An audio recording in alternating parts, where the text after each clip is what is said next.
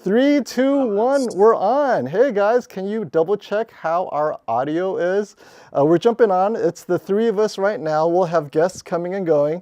And in the comments, Brian will be managing the comments as well as KG and Classy. Ask away whatever questions you have. The team is here for you. Today, we have the unveiling of the S95C. Obviously, a lot of people have been getting it in the last week. I'm going to have it here. This is the first time I'm going to turn it on. So although I have it unpacked, hung up, no firmware updates, it's right next to my A95K, so you guys will see what that looks like. And the A95K is fully calibrated in its most accurate mode. And the Samsung isn't, but we'll put on filmmaker mode so you guys have an idea how filmmaker mode is out of the box. And obviously you can always play with the different settings. You can make it brighter, more accurate, whatnot. And as always with Samsung, what is it we say? The firmware update today is going to be different in a month, in 2 months, right? Who knows? So that's just something. Like a fine wine. And I want to make sure you guys can see everyone. So you guys just see three of us on right now, right? I'm hoping. Yep. All right. So what I want to do is I want to show you guys my setup real quick. And okay, so as you guys can see, this on the left is the Sony A95K. On the right is the 77-inch S95C. They're both off. I have my bright, giant bulb lantern light there. Just to give you guys an idea of their anti-reflective schemes. They look very similar still. Now, I have the camera in the middle. That's why there's that shadow. And so this is, the 77-inch isn't that much bigger, but you could tell that it is bigger. So I'm thinking if you're at a 65-inch, it's best to go to an 85. Otherwise, go straight to the 77. Because I think going from a 65 to the 77 isn't that huge. What are your thoughts, Brian and Robert? Like, how do you guys consider the 77? That's nonsense. 77 is a massive difference. Robert, tell them. I like 77. I think that's a nice size. I do prefer a larger size, and I would always pick the larger screen, even if it had slightly less picture quality. I would pick the larger screen. Of course, this depends upon your viewing distance and your budget and everything else. Okay, fair enough. I just feel like, but you're right. It does look bigger for sure, and I think a lot of people, if they're going to get that first TV, there's something there. Now, this is pretty bright. It's going to be very hard. Oh, echo? Am I too loud? Yep, see if you have the echo in your audio control, because we don't have controls over here. All right. Let me turn it down a little bit. Is that a little bit better? I do have echo cancellation on, but let me turn it down just a little bit more. Let us know in the audience how. Is that any better? Oh, maybe I should mute myself when you guys are talking. So let's try this. Echo from Brian Robert only. Okay, why don't you guys talk? I'm going to mute myself, and I'm going to give you a tour of the TV real quick with my new toy. Awesome. Very good. As we know, FOMO is the only guy that'll. Oh, is that the one you had up at CES? Did you return that one? All right, I sound bad. Yeah, Brian, you're the only one with an echo. FOMO doesn't have echo, and I don't hear echo on mine. So some other unit seems to have volume on it. I would guess. Because I have no echo, and FOMO has no echo. Okay, let me disconnect this. Hold on. And right now we're getting a tour of FOMO's TVs, 2 TVs there set up. Beautiful setup. Nicely done. One is wall mounted with a very nice long articulating wall mount arm, and the other one's on a floor stand. Is that still an echo? No, you fixed it. I did the engineering thing of unplugging it and plugging it back in. Oh, there you go. You know what? That fixes all electronics. And if it has batteries, take the batteries out. All right, guys, we got 282 in the chat. Today is the first TV kickoff for our year. So let's get the energy in the comments. Robert Zahn is here. As you can hear my boy chatting, this is our very first TV of the year. This is going to be an amazing year for all of us, right, Robert? Yes, indeed. And so wonderful that our first TV to launch for 2023 model year So is you the guys still quantum. hear an echo? Can you hear me? You guys still have an echo over there? No more echo. We fixed it. Oh, it was Brian after all? It was Brian, What and the he did hell? the unplug. He did the 5 minute unplug, the 1 minute unplug. It's back. It's back. It's back now because I think FOMO's back on. Wait. When I'm on, right. Brian gets the. Okay, how about the audience? Is the audience getting an echo? Oh, so if I unmute, it is an echo. So let me mute myself back. And, well, So maybe it wasn't Brian. Brian, maybe the we need to blame somebody. oh, wait, I got it. I know. Is this better? I think I figured it out. Is this better? Or Brian? Echo. I still hear echoing. you still Yeah. want Now echo? it says you're the echo. Yep. Okay. Okay, that means I have to be muted. This is show business. Okay, Brian, let's try it again. I think FOMO's muted now. All right. Do Hey, we still have an echo on us? I don't hear an echo on mine. Do you? I hear you echoing a little bit. Really? All right. I So don't no hear- echo. Classy said switch back to StreamYard. Okay. No echo. So I we're good. will No defeat echo. For, this. Okay, is there an echo now? I'm back on, but is there an echo? There was when you were muted as well, yes. Brian, is there an echo? This is why we have to come on a little early. Oh, now. Yeah. I was ready.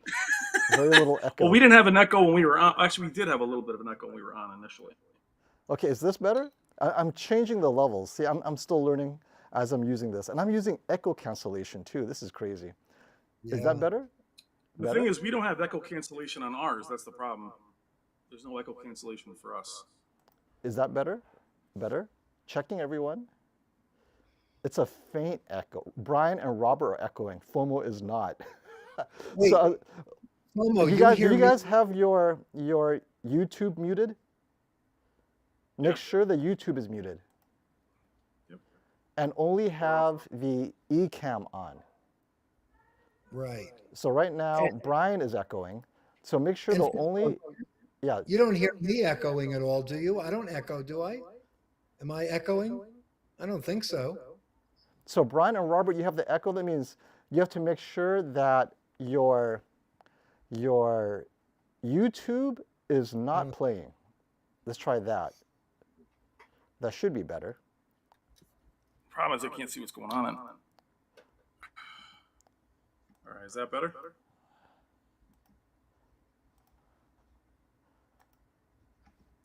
Okay. Both Robert and Brian are echoing still. That's crazy. Are you The sure? reason, okay, so let echoing? me tell everyone, the reason why we're on eCam and not StreamYard is this is the only way I can get 4K into YouTube, so it's a 4K stream. StreamYard not just limits it to 1080p, but it's like highly compressed 1080p, and it's not as good. So let's just continue. I will, now when I'm on mute, Brian, do you echo? I don't know. I can't, the problem is with this software is I can't see what's happening. We have to keep YouTube open. Mm-hmm. So all I see is you. I don't see Robert. So when you switch over to the TVs, I can't see that either. So let me, So Brian is clear now at least. I'm like, yes, I'm good for it now. We'll figure it out, guys. This is part of us being on. How's we everybody will doing figure it out. tonight? Yeah. Do you actually hear my voice echoing also? And do you I do. hear me okay? You hear me I can hear echoing? you 'Cause echoing. I can. Yeah. Okay, I'm sorry. I didn't know you could. And I certainly do hear you echoing. I thought my voice was not echoing. It Okay, makes I'm you going to sound turn more off epic. the light. Okay.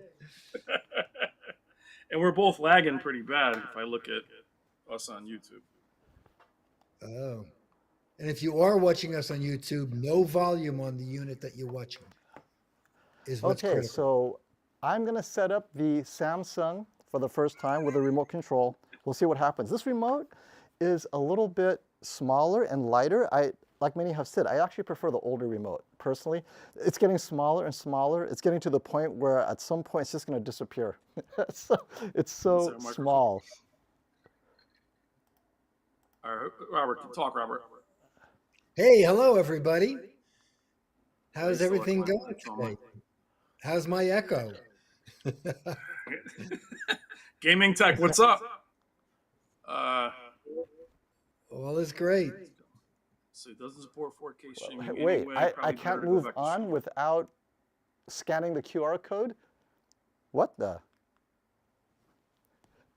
All right. Brian, It's a you see shame we got this? 350 in here. It would be hard to go back to StreamYard. Hey, Brian.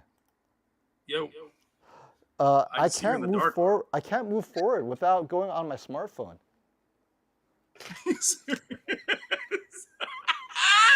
Dude, somebody put, Wait, look, yeah, two 3 tech simple guys in one options, room right? and battled by the echo. What do you Smartphone mean, and with your remote TV? control. For the Samsung? What are you talking about, the TV or us? Mr. Hernandez says you can use the manual remote. This is going to be a long night. All right. Well, Let's see. What's up, Corey? How are you? Kung Fu Kenny in the house, Richard in the house, Mr. Hernandez, HDTV00, Tech with KG. What's up, baby? Danny D, Max, Gaming Tech is in the house. Robert Zone is in the house. Robert, we're going to see the Samsung next week in your store, aren't we? yes, that's correct. If all goes as promised, the 22nd or 23rd, tomorrow or Thursday at the latest, they'll be shipping to me, and I'll have them within 1 day of when they ship. So I should have them by this Saturday Friday. night. Yeah, I should What's that? have them this Friday. I should have them by this Friday. You want to hang out with me Friday night? Yes, indeed. Some cocktails and play some Samsung. Yes, indeed. So, Never let him see you sweat. and Brian, were you at the Samsung display event as well? I And was, see- yeah, with Chirag. I was. Yes, thank you. That's That's where my he- friend. Yeah, he's the man. He was just on FOMO. Did a couple great interviews with him. I'm gonna have him on Right. next week. And FOMO, you were there as well at CES at the Samsung display. Yes. Yeah. Right. Yeah. Fantastic. I mean, seeing those, Robert, seeing the Samsung qd-oleds raw without any Samsung electronics are amazing. Yes. Yes. I wanted to give them a huge order just to buy the panels. Yeah, like just give them to me.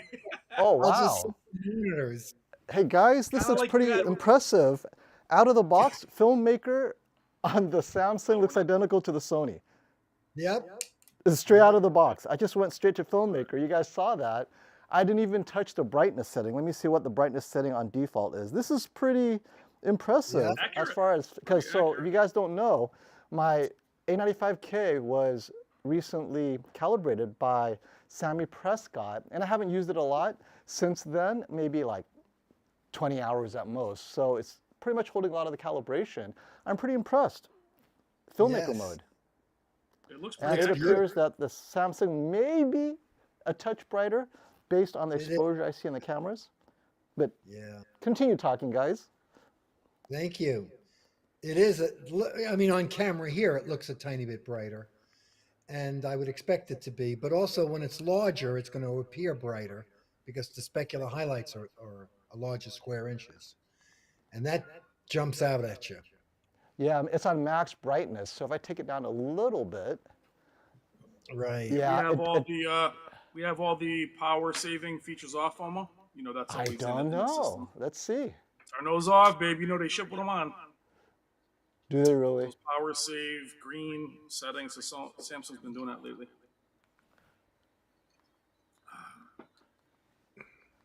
Let's see some of And these by the way, comments. I don't know if this is a good time to mention, but we're doing a launch promotion on all the new TVs. Oh yeah, tell them about all the Talk deals, about it. Robert, because I'm a big fan of buying last year's TV. Well, that too. Thank you. And that happens mostly from the manufacturers that have these promotional calendars they give us. But in addition to that, we're doing our own exclusive promotion where we're sweetening it up a little bit. I put on a 5% store credit on the new 2023 TVs. And we have that same program running on a lot of the current higher end 2022 TVs. Of course, we're doing free nationwide delivery, and we ship out of 5 different warehouses across the country. So the major manufacturers direct ship from their warehouses directly to our clients. So the TVs don't travel far to get to you, and you get them quickly. But we have a promotion right now where there's a install credit that you get up to $250, a store credit for another 5% towards buying another Samsung item. So there's some promotions on top of the manufacturer's promotions. Last year's soundbar was good, Robert. Okay, so the good news, Brian, is out of the box, all the power saving mode is actually off. On filmmaker mode, it could be. Yeah. Yeah, maybe in filmmaker mode, right? Yeah, because it's all off. But Right. if you go to That's like pretty the good. deep settings, just make sure that it's not still on. 'Cause we had that with the S95, not the QN95B. They were on. Oh, even Robert, on remember, filmmaker? we had Didn't have no, they were filmmaker? just on in their deep Yeah, settings. out of the box standard mode, right? Yeah. Yep. Wow, So it I'm looks wondering, beautiful. and by the way, the sharpness and the exposure of this camera is really good. So you guys are seeing almost what I'm seeing, except the blacks may be just a bit underexposed. It's a bit blacker on YouTube than what I'm seeing, because obviously compression being what it is. But these two look really good. I'm not complaining at the Samsung as far as streaming and movies. Man, this is looking good. I'd tell you the colors look almost spot on. Yeah. Wouldn't you say, Robert? They look good. They look really close to each other. Yeah. Well, that filmmaker mode is set up properly. And Samsung's new processor, we should have mentioned as well, is another second good year in a row for Samsung on the new processor they have. So Are they've they done using some the nice. processor from the AK one, Robert, this year, or is it still the one from last year's I'm not Q90B? sure. I think it is a different processor, but it does have more power. So the AI is stronger on it, the artificial intelligence. Also, the processor, there's another processor that Samsung Display uses as well. And that's beefed up quite a bit. And you know that the panel is another big upgrade. You know, the first year they came out, they killed it with the qd-oled. I never would have expected that they would do so many big improvements for the second model year of qd-oled. And that's going to go to everybody that gets the panel. Oh, Whether I it be want to jump in. Samsung. So Esrel has a great comment. Yes. He noticed that I took the brightness down a little bit and took the contrast. So this is kind of like a Samsung thing. Normally, anytime I do it with a comparison with Sony, if I want them to look alike, or if you guys want it to look alike, you're going to take the brightness down and the contrast down. Otherwise, it will look a touch blown out. But here, I'll put it back to max so you guys can have an idea of what it is. But yeah, this way you guys can see it. It's just a matter of letting you guys see that it can look like the Sony if it wants to, but if you max it out, it would be a touch brighter. So I'll do that. That's real right. quick. You're doing that just for the camera, FOMO, right? Yeah. And you can also do that with the A95K if you want to max the luminance on that. Just remember where it was Oh, and put the it back. A95K is all maxed right now. So I made, because I know the A95K won't be brighter, yeah. The luminance is maxed in the Yep, calibrated. it's on peak brightness max, everything is max. Okay. Now, normally, Well, yeah, the contrast brightness on the convert- Samsung, if you don't take it a couple of steps down, and maybe they fixed it in filmmaker mode, sometimes it blows out the highlights. But here, so everything is maxed. Sharpness is Hey, default. I rarely touch it. I used to touch it at 7 on the Neo QLEDs because it is a bit soft, but I haven't found that problem on the qd-OLEDs. Colors, default, tint, default. So there you go. hey, Como, what picture mode was calibrated on your A95K? Custom I'll show Professional, you right now. It's Custom Pro. Custom Professional 1 and 2, Yep, this and is the one.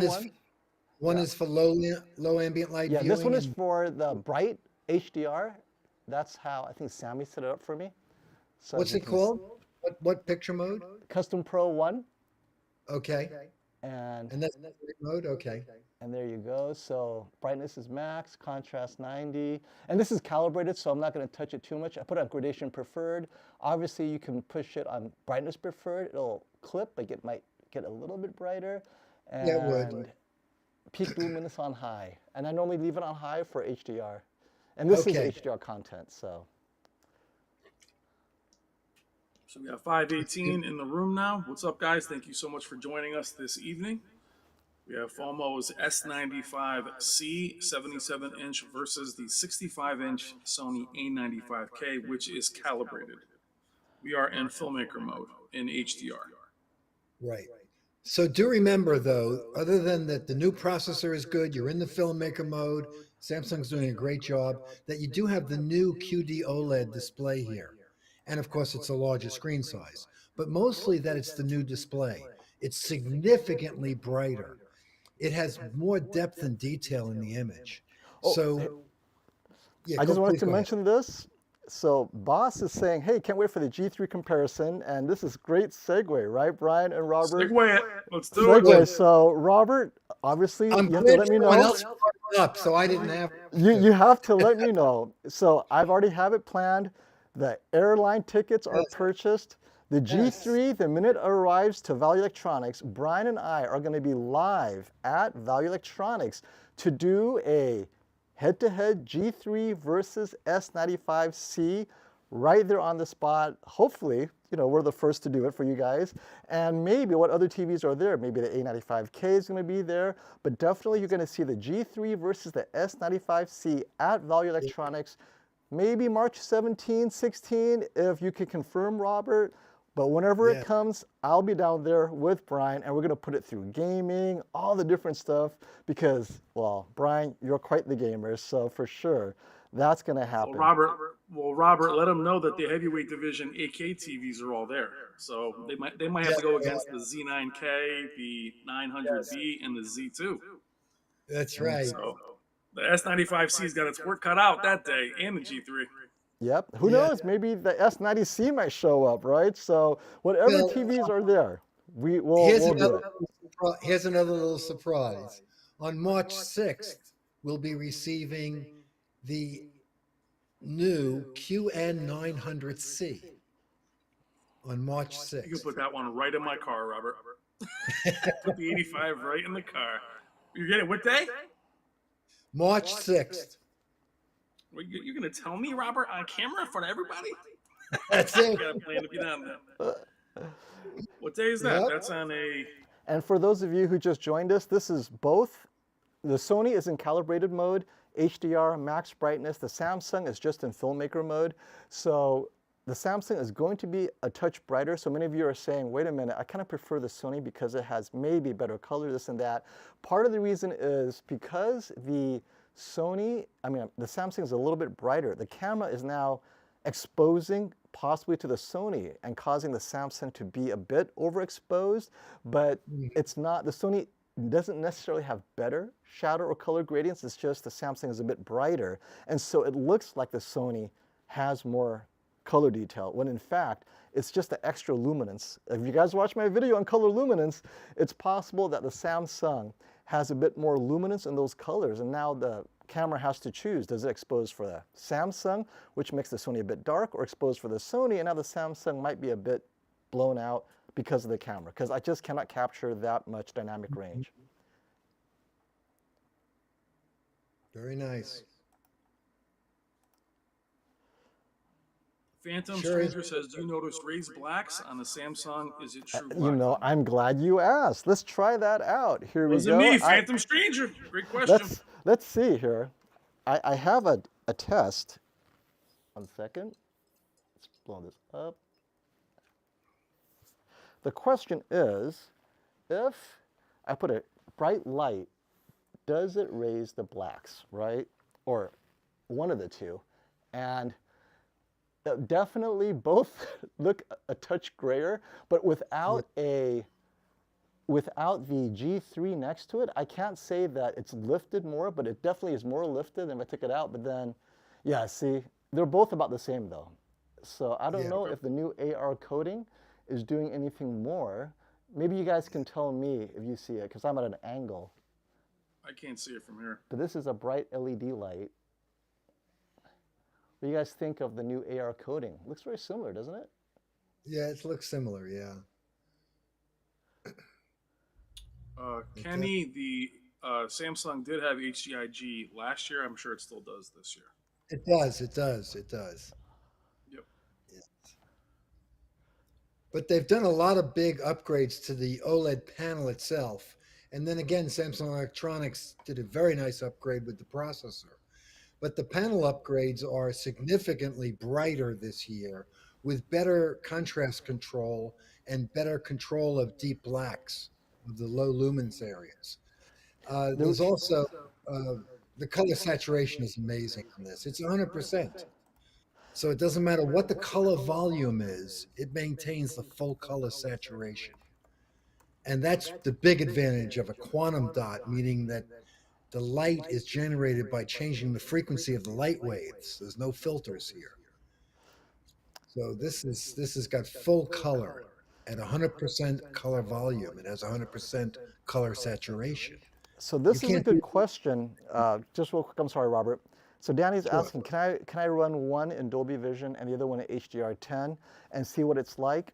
So this is really hard to answer. Well, first of all, technically I could, right? But I would have to do two different sources. The same source cannot do Dolby Vision, and then Samsung will screw up its tone mapping. I would have two sources running at the same time, but here's the problem. I've done this before, where I have two Blu-rays, identical Blu-rays, one running HDR10 Plus, one Dolby Vision, and the issue then becomes the creator who does the HDR10 Plus and the Dolby Vision grading, they aren't necessarily doing it for the same format, because if they do it for Dolby Vision, it doesn't mean they went to the HDR10 Plus and put the same effort into it. They could have just as easily added a filter. And so, quote unquote, it's dynamic tone mapping, but then again, is it really if the creator didn't care?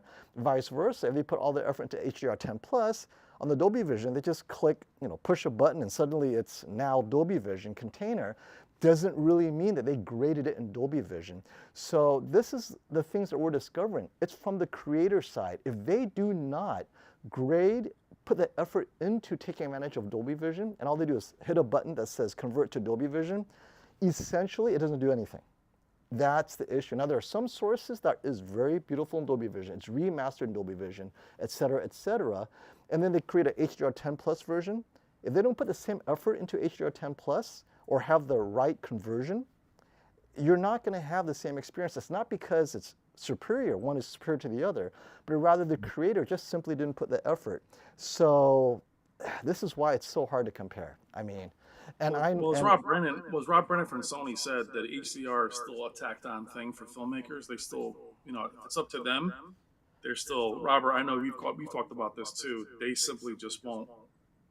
It's not their priority. So that's not changing anytime soon. That's what Rob Brennan had said about just the filmmakers using it as a tool.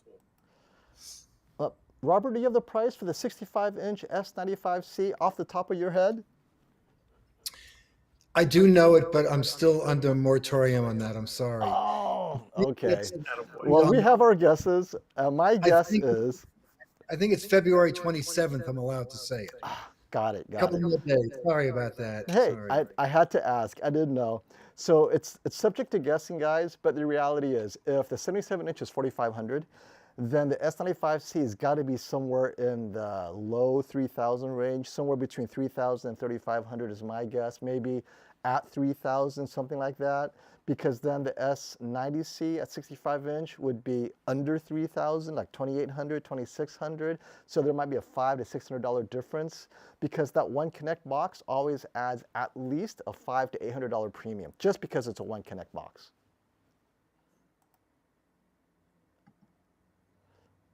So here's an interesting observation. And again, you guys all have different TVs, but it's fun to just post this up for you all. Others are saying, Manuel's saying, weird, the A95K looks brighter here. However, the S95C seems to have slightly more depth. So just to make sure we're clear, the right TV, the larger one, is the S95C.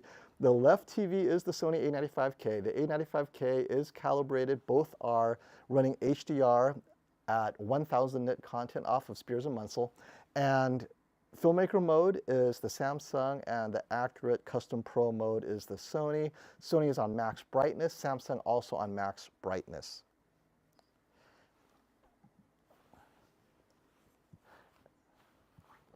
And we can also play with the brightness. So it's at 1,000 nits. Most content is graded to 1,000, but if we go up a little bit and see what happens, let's go to 4,000, see how they tone map 4,000 nits.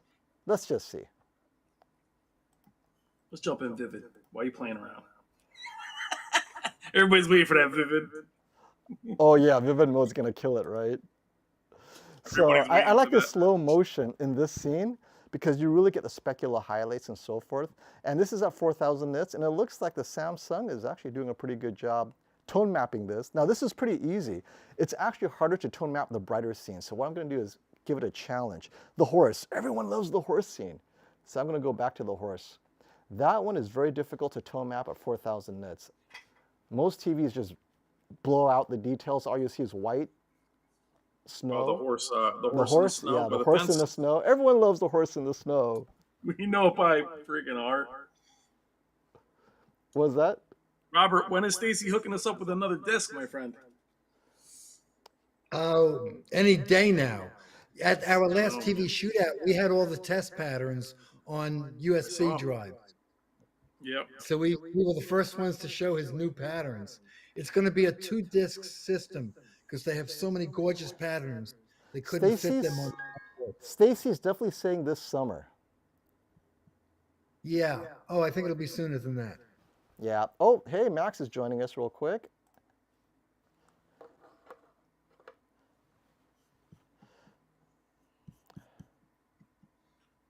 So all I see is the two TVs. Hey, Max, how's it going, man? Just throwing you in there. Let me throw everyone in. What's up, Max? And let's see.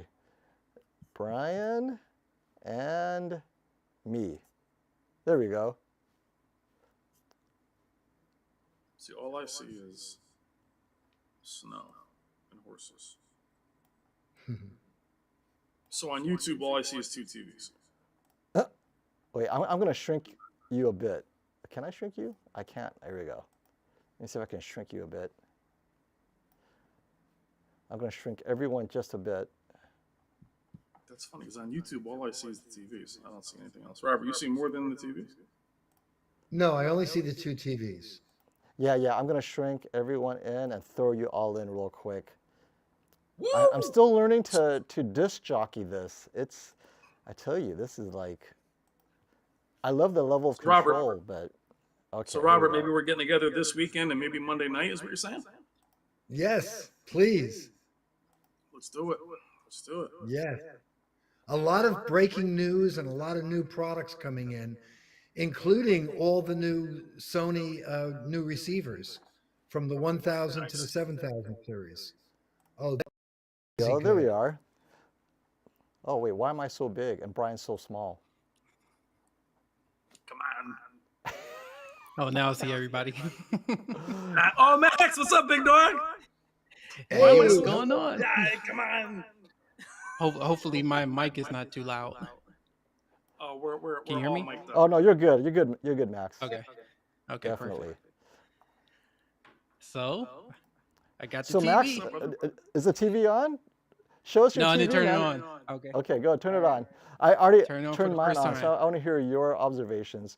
I ran it against the Sony A95K in filmmaker mode, and we're talking accurate mode, watching Spears and Munsell, and pretty much, unless you have a reference monitor watching closely, they look identical, with the Samsung being slightly brighter, which is normally the case anyway. Oh. What's up, Max? How you doing, babe? Great. How's it going, Brian? Have you ever met Mr. Robert Zone, the legend? No, I haven't had a chance to really talk to him. Robert, Hey, this how's is our it going, boy. This Robert? is our boy. Hello. Let me Pleased to meet you. It's nice to Hope meet to you do- as well. Thank you. Let's meet in person soon. Oh yeah, we're going to try to make that happen. Getting that Good. shootout. Yes. Let's see. Okay. So, FOMO, we have to push for like 4K So I'm gonna StreamYard because this is. I'm going to skip the Wi-Fi. All right, let's add you in there real quick. Put that Oh, there we password go. on the screen. Okay, Max. so Max, you have to choose. Do you want to be in focus, or do you want your TV to be in focus? You could put the TV in focus probably. Oh, no, you have to put the TV in focus. Okay, yeah, give me a second. So let me just try to get everything together. You know, when Yeah, I 'cause those- started that, it's funny because it wouldn't let me get past use the QR code. I had to go back a couple of times. Hey, FOMO, Okay. just to go back, please, if I may, to the Yes. gentleman that asked the price on the 65-inch. Just for you to know, 55 and 65-inch is scheduled to launch March 27th. Ooh. Oh, month wow. Yeah. And we're not allowed to announce the Interesting. price until March 21st. Okay. Wow, that's interesting, Robert. Yeah. Sorry to interrupt. I just wanted to add that because I just researched it further. Well, that's good to know that it's that separated. That's interesting. Yeah, it's a month away. It's also a month away for the S90C. That's 1 month away. Oh, And they use. And no, they're go ahead, using Robert. They're using the exact same chassis and frame that's in the S95B is in the S90C. Wow. Now, real quick, for those Interesting. wondering why the Samsung is suddenly a lot brighter than the Sony, it's because I'm running 4000 nit grade on the, there you go, so you guys can see what nit it is. So when it was at 1000 nits, they looked identical. At 4000 nits, Sony has to pull it down to what it's capable of, which is exactly what it is, right? It doesn't want to do it any brighter because then it'll lose accuracy. The Samsung is willing or able to go a little bit brighter. So at 4000 nits, you're getting that extra luminance, right? The term we learned, color luminance.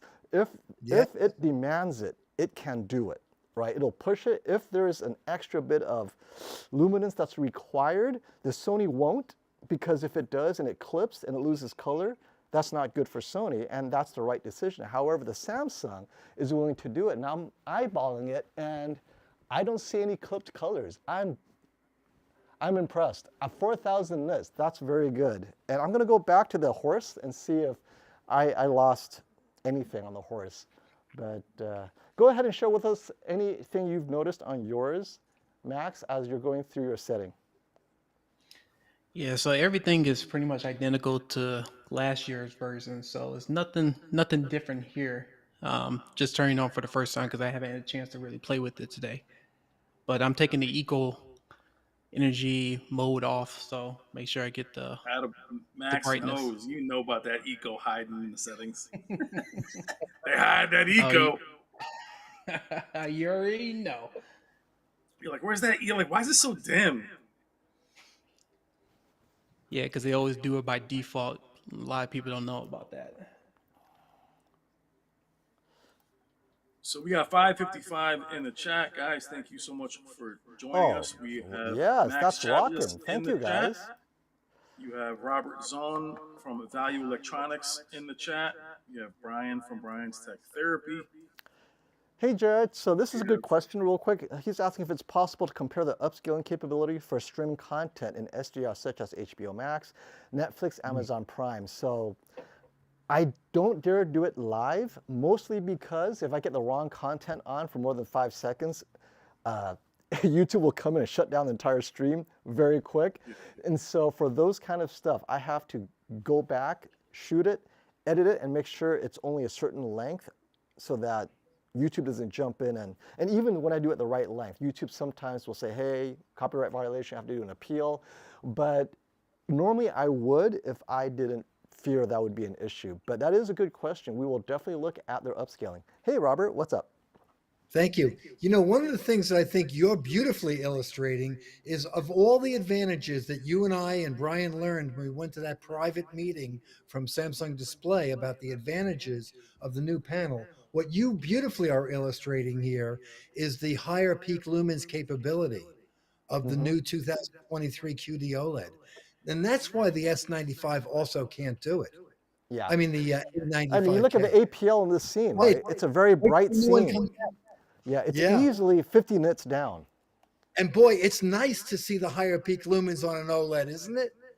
Yeah, It's really a big upgrade this year. yeah. Because if I could see this on YouTube, then Yeah. you guys, I mean, it is that difference, right? So let me do that. Okay, Yeah. there you go. Yeah, it's nice. Hey, I'm about to guys, go don't ahead and forget, hook up the take a Apple minute. TV right quick. Yes, do it. Get that copyright. Max out. He's sacrificing for the team. Hey, we have almost 600 people on and only 194 thumbs up. Come on, let's get out there and hit that like button so more people can see this Yeah, stream. guys, everybody. Oh, Yeah, I have be to the installer in the say, chat. What's up, Brandon? hey, this is really good. For the tone mapping on both TVs at 4,000 nits, very good. I don't see as much clipping. And if you guys want to compare what it looks like at 600 nits, if there's any difference in detail, this is what it looks like. Oh yeah, you lost a lot. So you guys notice that difference? At 600 nits, there's so much more shadow detail. So both TVs, even though they try, when you hit it with 4,000 nits, both TVs are going to clip some of that detail. And to the degree that maybe the source might have lost some of that detail, I'll have to ask Stacy. But again, check it out. At 600 nits, right? Look at all the grass on the left side of the screen. You go up to 4,000 real quick.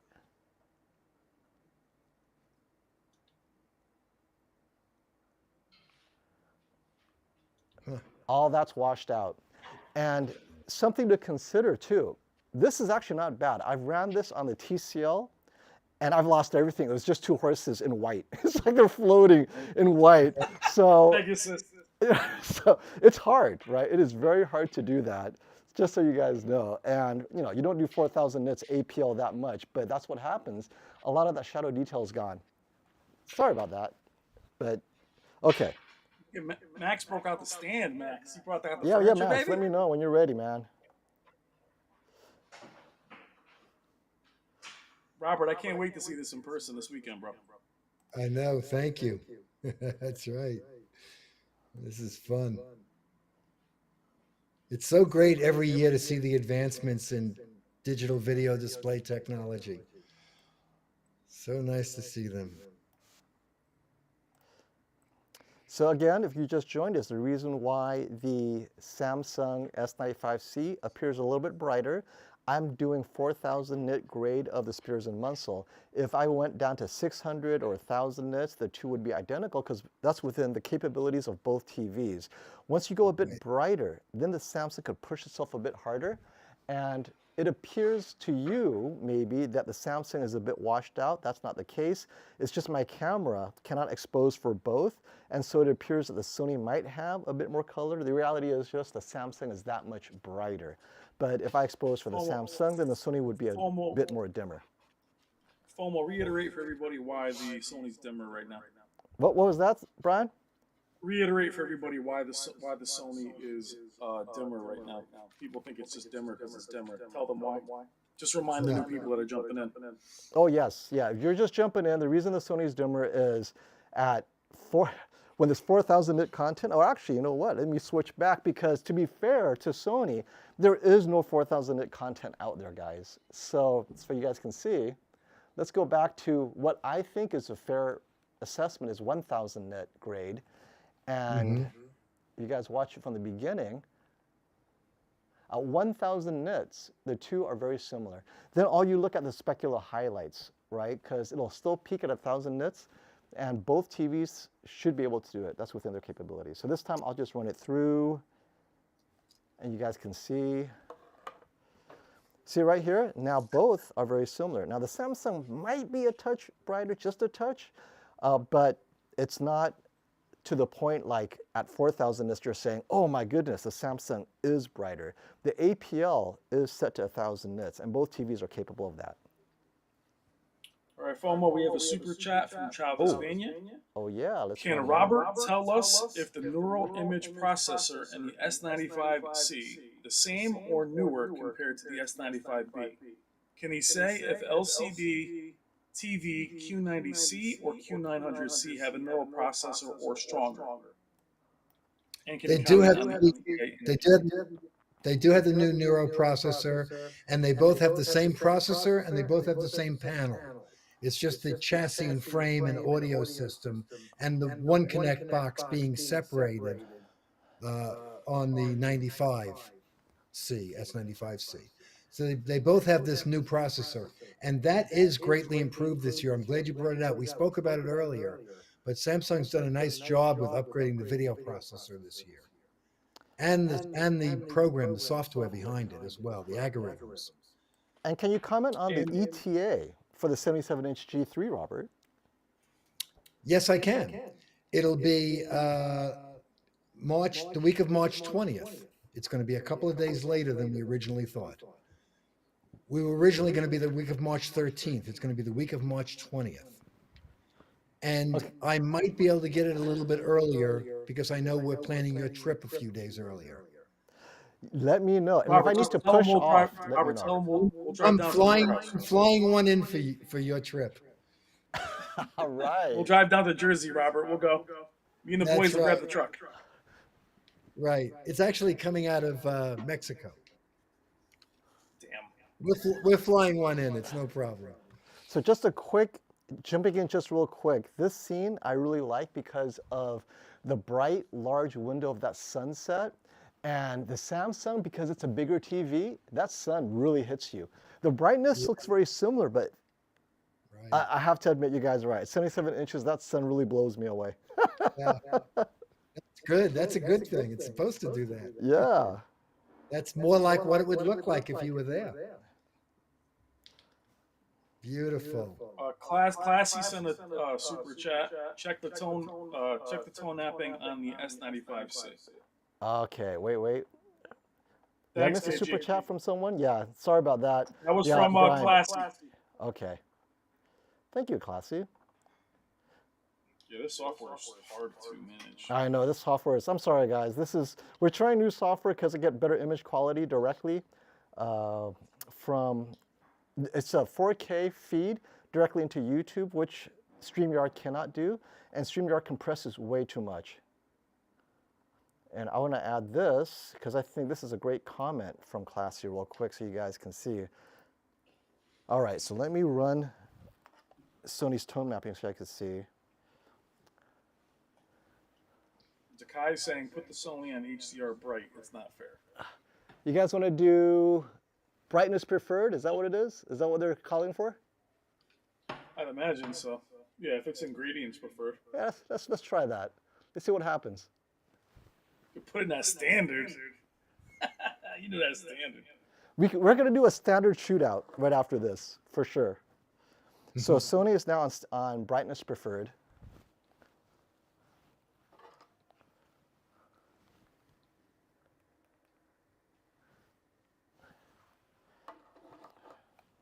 It did get brighter.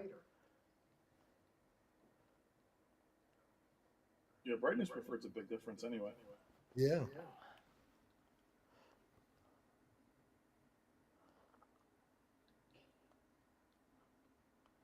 KG saying no on the S95C. There is a static and dynamic toggle on the Samsung TV.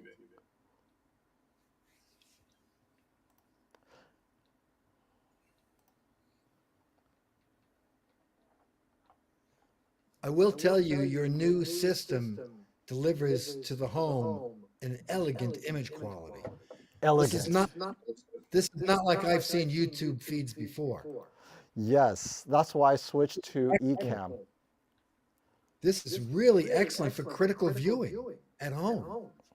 Well, it's a combination of my camera as well. This one will not overheat. It's the FX30, the Sony FX30.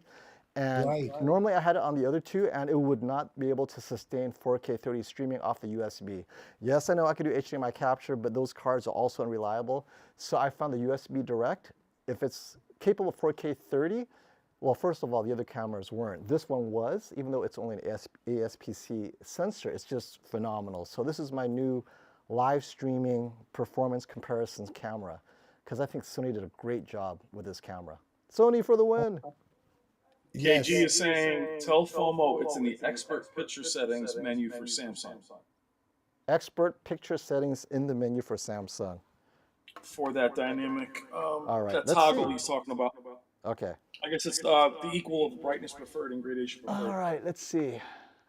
So KG saying Sony stays in gradient, Samsung should be set to static. So they have the toggle now. Where is this toggle that I hear so much about? It's in the expert picture settings. It's the deeper one. Is that a picture Not mode? that one. It's called expert picture mode? It should be in the picture, probably a picture setup, not the quick one. Okay, picture setup. KG, is it in the setup or is it? It's probably in the deep one. Right, go back to the right. That? No. Picture setup? No, that's not. It's the deeper one. Samsung love their. Wait. See, this is the problem with Ties into Samsung. course. It's not easy. Okay, let's go to all settings. All Because right. Samsung's like double tap it. All right, here we go. Sony's like Yeah, exactly. Because I'm going through the same thing right now. I'm like, why did you just put Okay, a so should it simple be active or static? info 'Cause button? static is default. Do they want it active? active is probably the brightest one, I would imagine. So they Yeah, want active is the brightest one. Oh yeah, it just popped up. Yeah, it get greatly brighter. All right. Yeah, it just jumped up another notch. Guys, please hit that like button for FOMO. Now, We got does this mean it's accurate? 625. So the question is, does it mean it's accurate, or did it jump above the EOTF curve? Because at 1,000 nits, the Sony should be accurate, and now the Samsung, it could just mean that it's not so much that quote unquote it's brighter. It's just Samsung chooses to bump above the EOTF. What are your thoughts on that, Classy? It looks good, man. Damn. I mean, it obviously looks great because it's popping, but now, you know, just so people know, so static is more accurate. Yeah, that's what I thought too. It doesn't mean this isn't pleasant, by the way. I love the extra pop, but as reviewers, we have to remind people, hey, if you want Samsung to be Samsung, go dynamic and knock yourself out. But look how much brighter it is. Oh my gosh, it's blowing out my dynamic range here. Okay, I'm going to take it down a notch so it doesn't blow out, but you guys can still get to see what you get to see. 1 second here.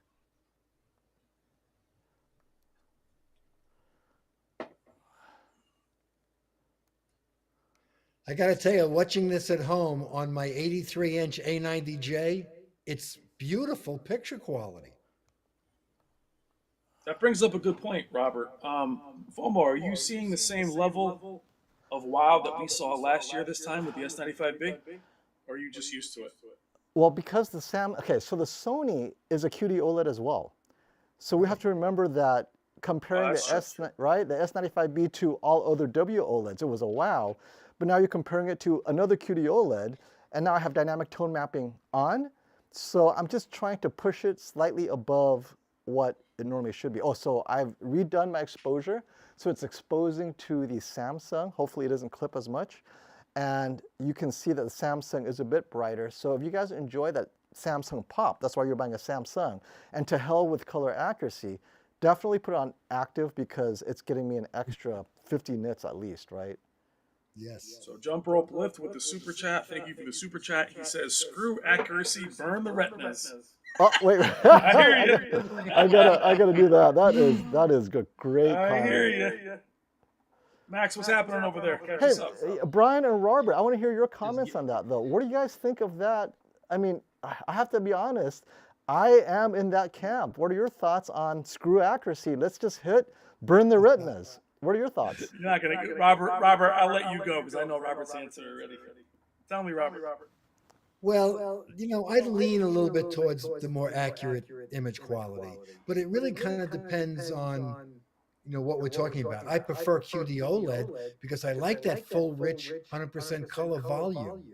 So I am a fan of that, but I don't want to overdo beyond what the reality of the picture is. So I'm a little more conservative to that degree. Please, Brian, go ahead. So quickly, FOMO, Classy saying, just put the. I just lost it. He said, put the Sony in cinema. I just lost it. Where was it? He had a good comment. Oh, and those who just joined us, Sony is in brightness preferred, so Sony is getting its best advantage, but it's in its accurate picture mode, brightness preferred. Samsung is in filmmaker mode with dynamic tone mapping active rather than static, which gives it an extra pop that's above reference. Yes. So FOMO, Classy saying, with the Sony, if you want to stress both panels, with the Sony in cinema and the Samsung in movie mode with active tone mapping to let the panels push. Put the Sony. Let's start with the Sony. Put the Sony in cinema. All right. Put the Sony Cinema in or cinema, the custom? Samsung in movie mode with active tone mapping to let the panels push. I would imagine Custom 2 would give you the calibrated version of cinema. Okay. Would you Well, agree? let's make it out of the box. A95K looks so good. Kind of like, right? Yeah, we know the echo, guys. Sorry, apologize. And cinema would normally be used if you don't have the TV calibrated and you're viewing in very low ambient light. That's the cinema mode. For Sony, that is. And for Samsung, the same comparable mode would be filmmaker, which actually has some benefits. So the Sony is now in cinema with everything maxed out and brightness preferred. Okay. Yeah, Samsung is still higher APLs, but this is a good start. Burn the retinas. So what were you saying, Brian, about do you want burnt retinas? I didn't catch you. No, what you had a super chat where guys said screw it. Classy's also saying on the Samsung, have him double check peak brightness, very bottom setting is on high, not medium at the default. See, Yes. Samsung separates those settings that aren't even, they're not even in this, like they mean the same thing, but they're totally different. So what's he saying? Brightness? We'll get in the workout. He's saying the brightness setting, the peak brightness setting is the very bottom setting. Make sure it's on high, not medium at default. Yeah, Robert, Samsung settings, they always separate them. Different categories, but they mean the same thing. Yeah, I know. Well, Yep, it's on high. So it's default on high. Well, my default is high, right? Okay. Hey, what color space should it be? Oh, I love this. I know color space doesn't work. Adds that. Yeah, they don't engage that yet. KG says move all the settings to the right. Oh, by the way, to 11. You know what? I actually can do, well, actually I can't do low bit rate. I can only go lower resolution, but that doesn't help you guys. Now, what does this mean? I'm like watching my TV and my phone. I'm like a bad teenager right now. I don't know what this means. What does it mean? Samsung is brighter because of a new Blu-ray. It's what are you talking about? So, Robert, you're thinking Friday or Saturday you're going to have them in store? Yes. 77 inch, right? Yes. Oh, yeah. Yeah, the A month later. Samsung. Oh, just so you guys know, the Samsung APL is a lot brighter. That's why it looks like it's diluted, washed out. It's just because it's so much brighter, not because it is washed out. You can see the colors. It's just the camera is not able to capture it. Hey, go ahead, Robert. I, I don't want you to feel this way, and I don't want any of your viewers to feel the way that this is Sony's conservatives' methods. This is a brighter QD-OLED panel that's also 30% larger. So we're looking at a much brighter panel that can produce almost 2,000 nits versus one that 1,000 nits. When you see Sony come out with their new series, it'll be significantly brighter than the one that you have now. Now, still probably Samsung will push them harder. I believe that'll be true. But once they're calibrated, they're going to look the same. So the A95K looks excellent, though. It does. Yes, it does. Oh, no, I would not turn down the A95K. It's just, I want to see if I can get in. I have a sport content I can throw in there and see what would happen. Actually, yeah. I cannot wait to see the G3. The G3 is going to be a monster this year. It will be. Okay, so let me try this. This is something that I put together in SDR. It kind of mimics sport content. So I'm going to have them both in vivid mode, and we'll see what happens. Oh, vivid. Let's see it, Robert. Okay, so this is film. This is filmmaker mode, and you'll see how they do it in filmmaker, right? So quickly, we have Sammy Prescott in the chat. Sammy says, "What's up, Sammy?" Hey, Sammy. Just so you're aware, the A95K is set up per Firmware's request that Custom Pro Expert 1 is using the white point that was used at the shootout, and Custom Pro 2 Expert is using offset. That's per Sammy Prescott, who calibrated the A95K. Thank you, Sammy. You are the man, my friend. All right, let's have the battle of dynamic. Is what's the brightest, dynamic or standard? Dynamic. Dynamic? Dynamic. Okay, so dynamic on this, and then on the Sony, what's the brightest on the Sony? Because I rarely do these crazy picture modes. Standard or vivid? Ooh, yeah, vivid. Vivid and dynamic are the two bright ones. Okay, Yeah. so as you guys notice, even in vivid, the Sony is more accurate. This is crazy, I love it. Its white point looks more like the right white point. I could see Samsung artificially boosting the blues and a touch of the green just to get that extra brightness because there's more energy levels in blues. But the Sony is just, it just looks more natural. But then it may not measure as bright. Yeah. But I think now I'm just eyeballing it. The Samsung just barely looks brighter, but how much of that is because of the blue? If I pull the Samsung down to the same white point as the Sony, it may not be brighter. It's just so much more bluer, right? Yeah. But then when you're watching sports, what do you care? Oh, wow. Okay. This is bright ice. If you guys are watching hockey, and it's from the same source, the Samsung is significantly brighter. Blue ice. Significantly brighter. It's like burning my retina. So this is very rare. A window this large and white and bright, and there's no DSE. This 77-inch is the sports watcher's dream right here. Yeah. That scene right there. The Sony doesn't even come close to the brightness in the APL in SDR right here. This is just bright. Yeah. So again, the Samsung's in dynamic mode. The Sony is in its vivid mode. But even for sports, although the Sony's a touch, I mean, who cares if it's accurate? The Samsung is just unbelievably bright. Yeah. I have to, and can you imagine? This is Samsung holding it back. What if it really pushed it to what it's capable of, right?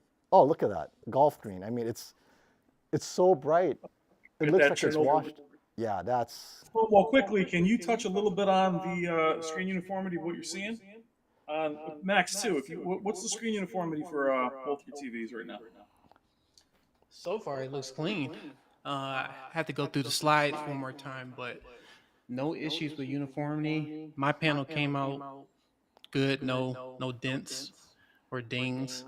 I know some people were talking about that some issues when they did the unboxing, so Oh wait, no so issues on my so side. Max, that's so I have your TV. One second, let me put up your TV real quick so people can see it. 1 second. So what are you showing us, Max? So I got the Xbox Series X connected. If anyone is curious, this is the game bar for the gamers out there. This is what's new, the virtual aim point. If anybody's into shooting, My I boy think grabbed this is. Atomic Heart already. Attaboy. Oh yeah, I got to update it now. You already know, Brian.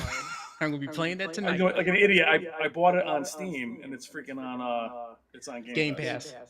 Yeah, it's on Game Pass. Where Well, were you the thing yesterday is, when I bought it on Steam? Okay, but Max. you got it on PC. Yeah, All but right, they have it on Max. Steam. They have it on Game Pass on PC too. So what are we seeing here, Max? You're on the game mode. You're in the game Yeah, bar. well, He's in the menu. yeah, the game bar, and then Okay. you can see I'm about to go through the settings. I Yeah, usually just keep it on. jump in the Xbox check boxes for us in the settings. Okay. Let's see everything checked except for Dolby Vision, obviously.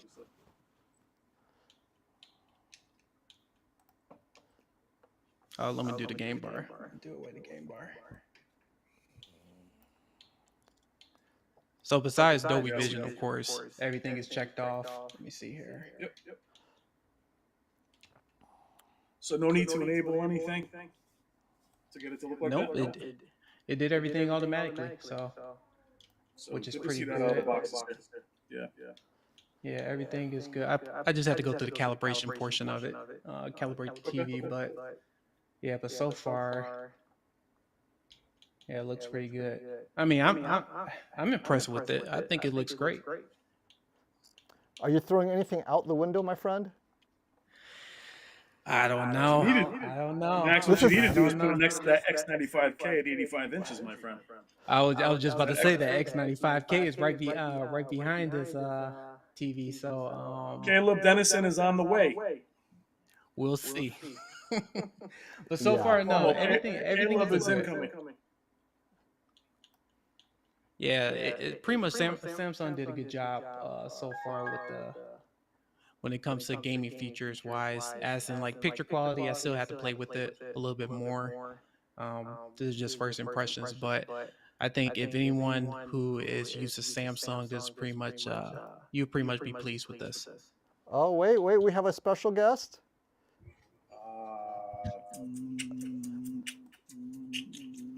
Celebrity. Who's the celebrity? Who is the celebrity? Caleb Dennison, welcome, my friend. Hey! Hey, everybody. How's it going? Caleb Dennison in the house. What's up, Hey, Caleb? Caleb. Hey, Caleb. How are you? What's up, brother? Hey, Robert. How are you today? Good. How are Caleb you looks guys good, doing? man. You look just Seems like like you guys have been Digital having Trends some right fun. Yes.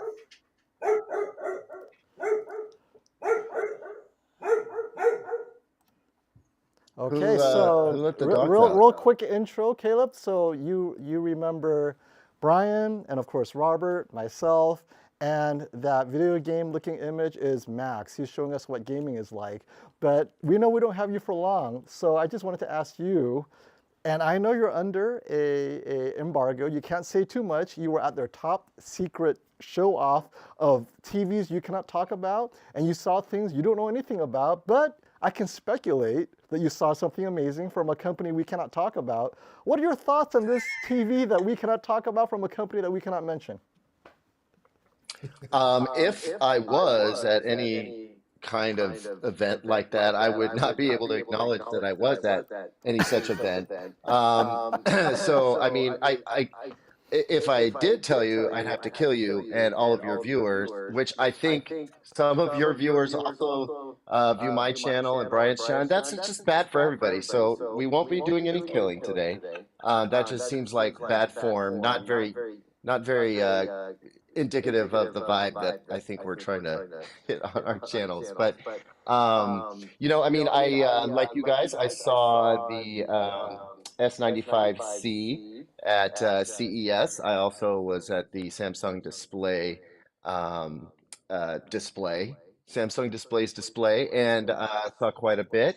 And you know, I've been able to dig into things a little. And yeah, I mean, it's very exciting. I'm excited for you guys to, you know, have your hands on the TV, FOMO. And obviously, you've got one. Sounds like Max has one too. And what, Robert and Brian, you guys are going to have yourself a little party this weekend. Is that the deal? Looks like it, right, Robert? Is Robert still there, FOMO? He might have. Was Yeah, that his? yes, I'm getting ours on Friday. Yep, thank you. Oh, that Nice. sounds like a. That sounds like it'll be a blast. Um, so yeah, I look forward to a day when I can join the chorus of praises for the S95C, and I suspect that that day will come very, very, very, very soon. Um, you know, but yeah, I I'm a good little journalist guy. I definitely honor embargoes and yeah, I gotta restrict my commentary to I just have to restrict my commentary. How's that? You're doing a great job. You're doing a great job of I talking around know. it, my friend. Doing an awesome job. I'm doing my best, guys. What can I say? Um, yeah, I would, you know, if you guys want to have another chat, tomorrow, we could have another chat tomorrow. Yes. I'm just saying that tomorrow we could have another chat. Um, just saying that. I'm not saying that you definitely Wink. want to check out my channel tomorrow. Although you should check out my channel any day. But tomorrow might be a really good day to check out my channel. All right. Yes. Absolutely. Not that Wink. that's There you go. related to what we're talking about We will right have now. another chat as soon as Caleb is ready. I cannot hear anything, so my solution to the echo is not using headphones. I have to get headphones. I hear nothing. But Caleb, what is the first TV you'll be reviewing this year? The fans want to know. Oh gosh, the first TV that I'll actually be reviewing.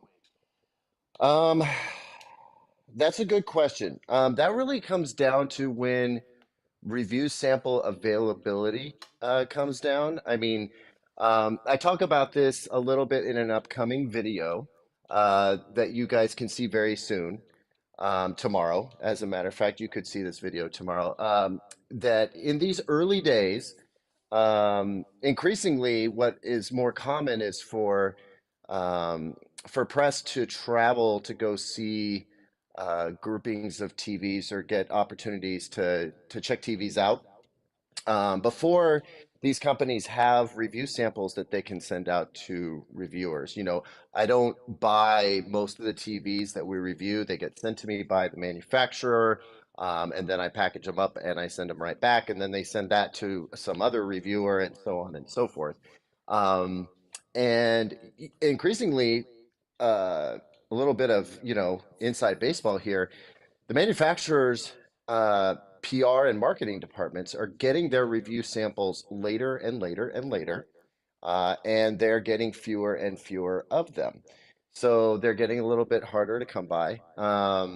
So it's kind of hard for me to actually tell you how long it's going to be until the first like TV in this studio review that I do. But I probably will get an opportunity to go see some TVs, maybe take some measurements and get, you know, get some initial impressions off of those TVs. But you know, as for when the TVs will actually be here in the studio where I can dive deep, test them for multiple days or even weeks, pit them against each other, probably, you know, um, I'm hoping sometime in March, you know, when we actually see the TVs here in the studio. You outfitting yourself there with some headphones, FOMO? He looks like he's going to Yeah. live wire. Yeah, he's having some He's technical difficulties. it It means to doesn't make sure you feedback get this, because this, and that's what it this. sounds like is Is a little bit of the reverb. echo solved, guys? Just making sure that the echo's solved. I can hear you, but I just want to make sure I'm not echoing still. So Oh, it sounds a little Uptown, bit better. Uptown NYC, the guy with the Xbox setup is Max Chablis. Hit him up, check out his channel, like and subscribe. Max, shout yourself out, brother. Oh, appreciate it. Yep, Max Chambliss. You'll see me. That's my YouTube handle. and pretty much I just did the unboxing. I will have that up. I'm going to try to have that up tomorrow, if possible, depending on scheduling. All right. And So let me check know if out this helps the with the reviews. echo. Just want to make sure. And if you guys Seems don't like it know, did.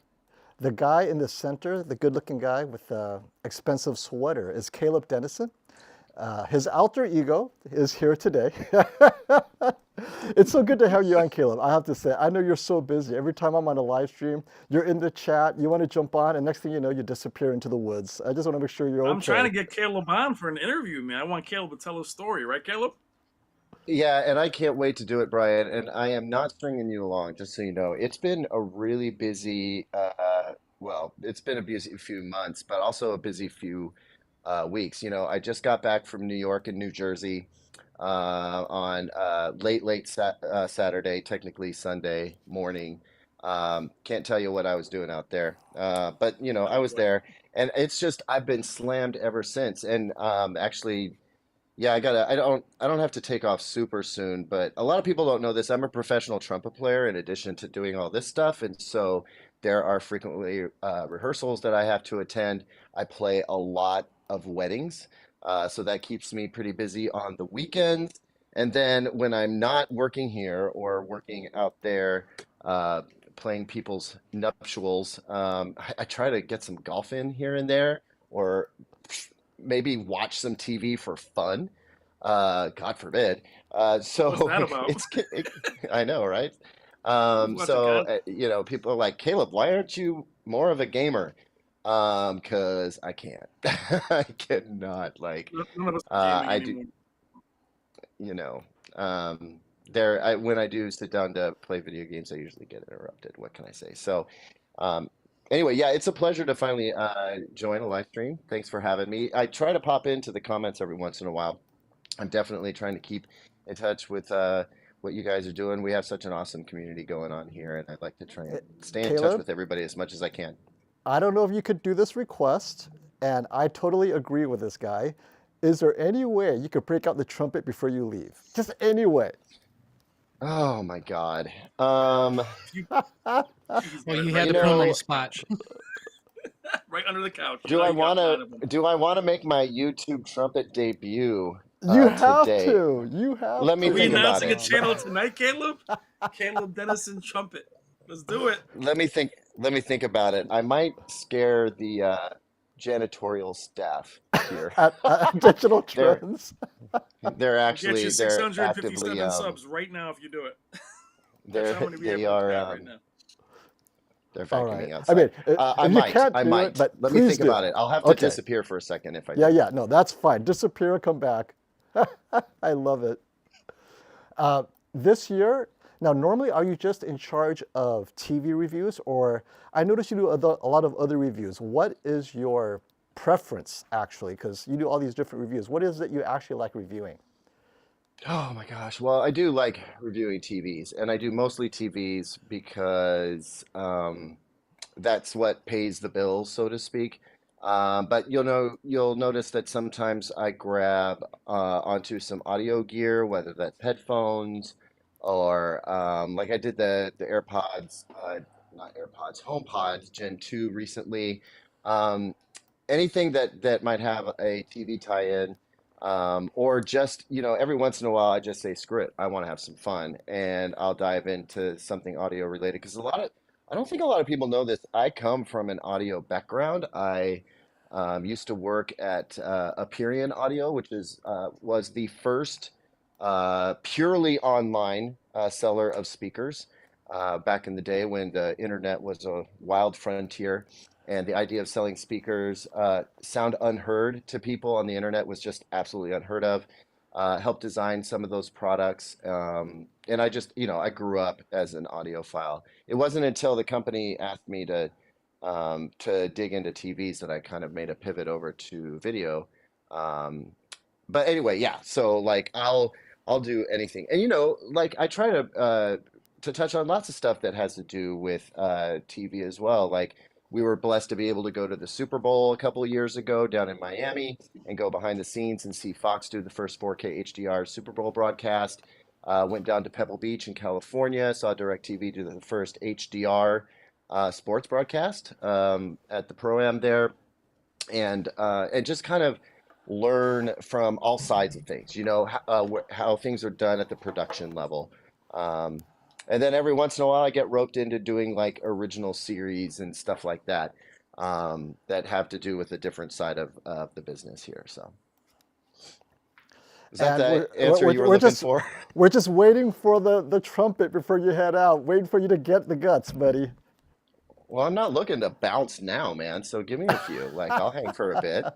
Well, let's talk about last year TVs. They're still selling it. What would you personally get based on all the TVs that you've reviewed and so forth for your own personal use? What TV left such an impression that you say, you know what, this is what I'm getting for myself? Oh, well, if I was buying it, I mean, that there's two ways I could answer that question. Like, what would I spend my actual money on if I was trying to make a smart financial decision?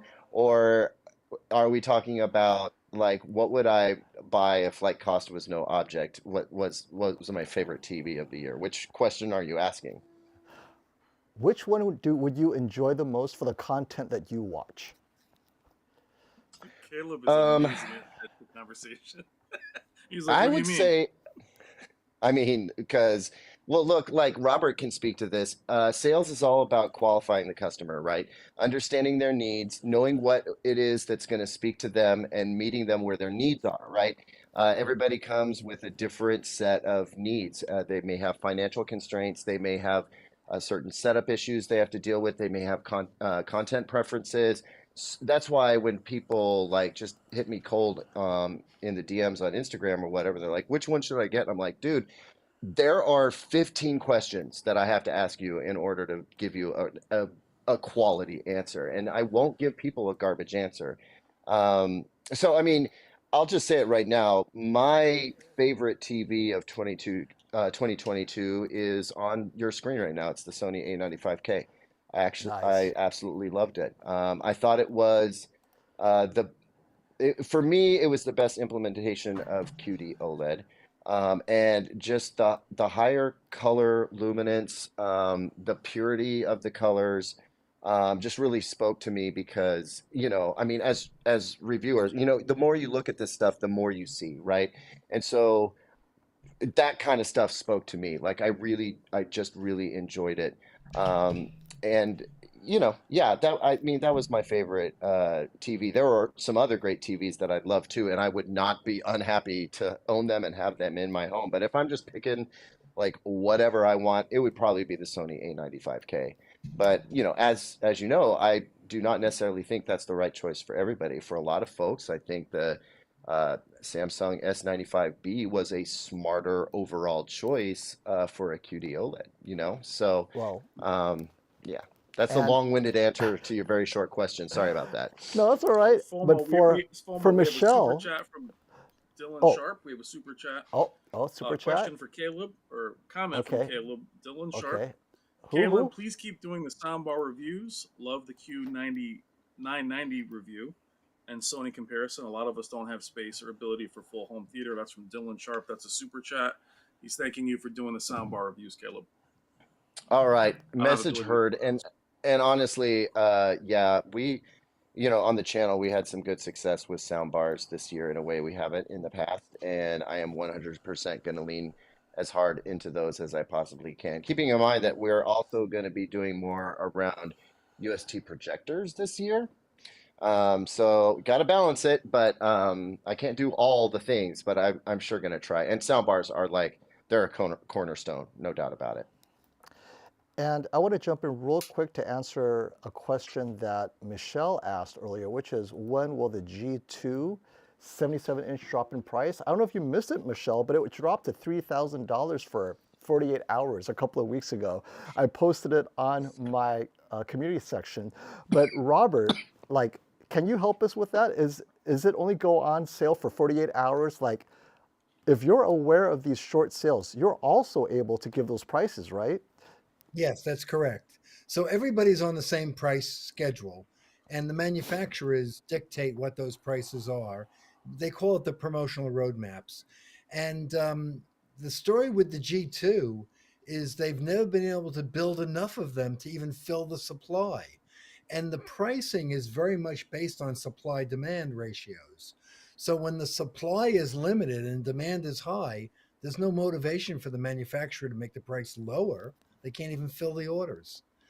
So that's what's happened with the Gallery series.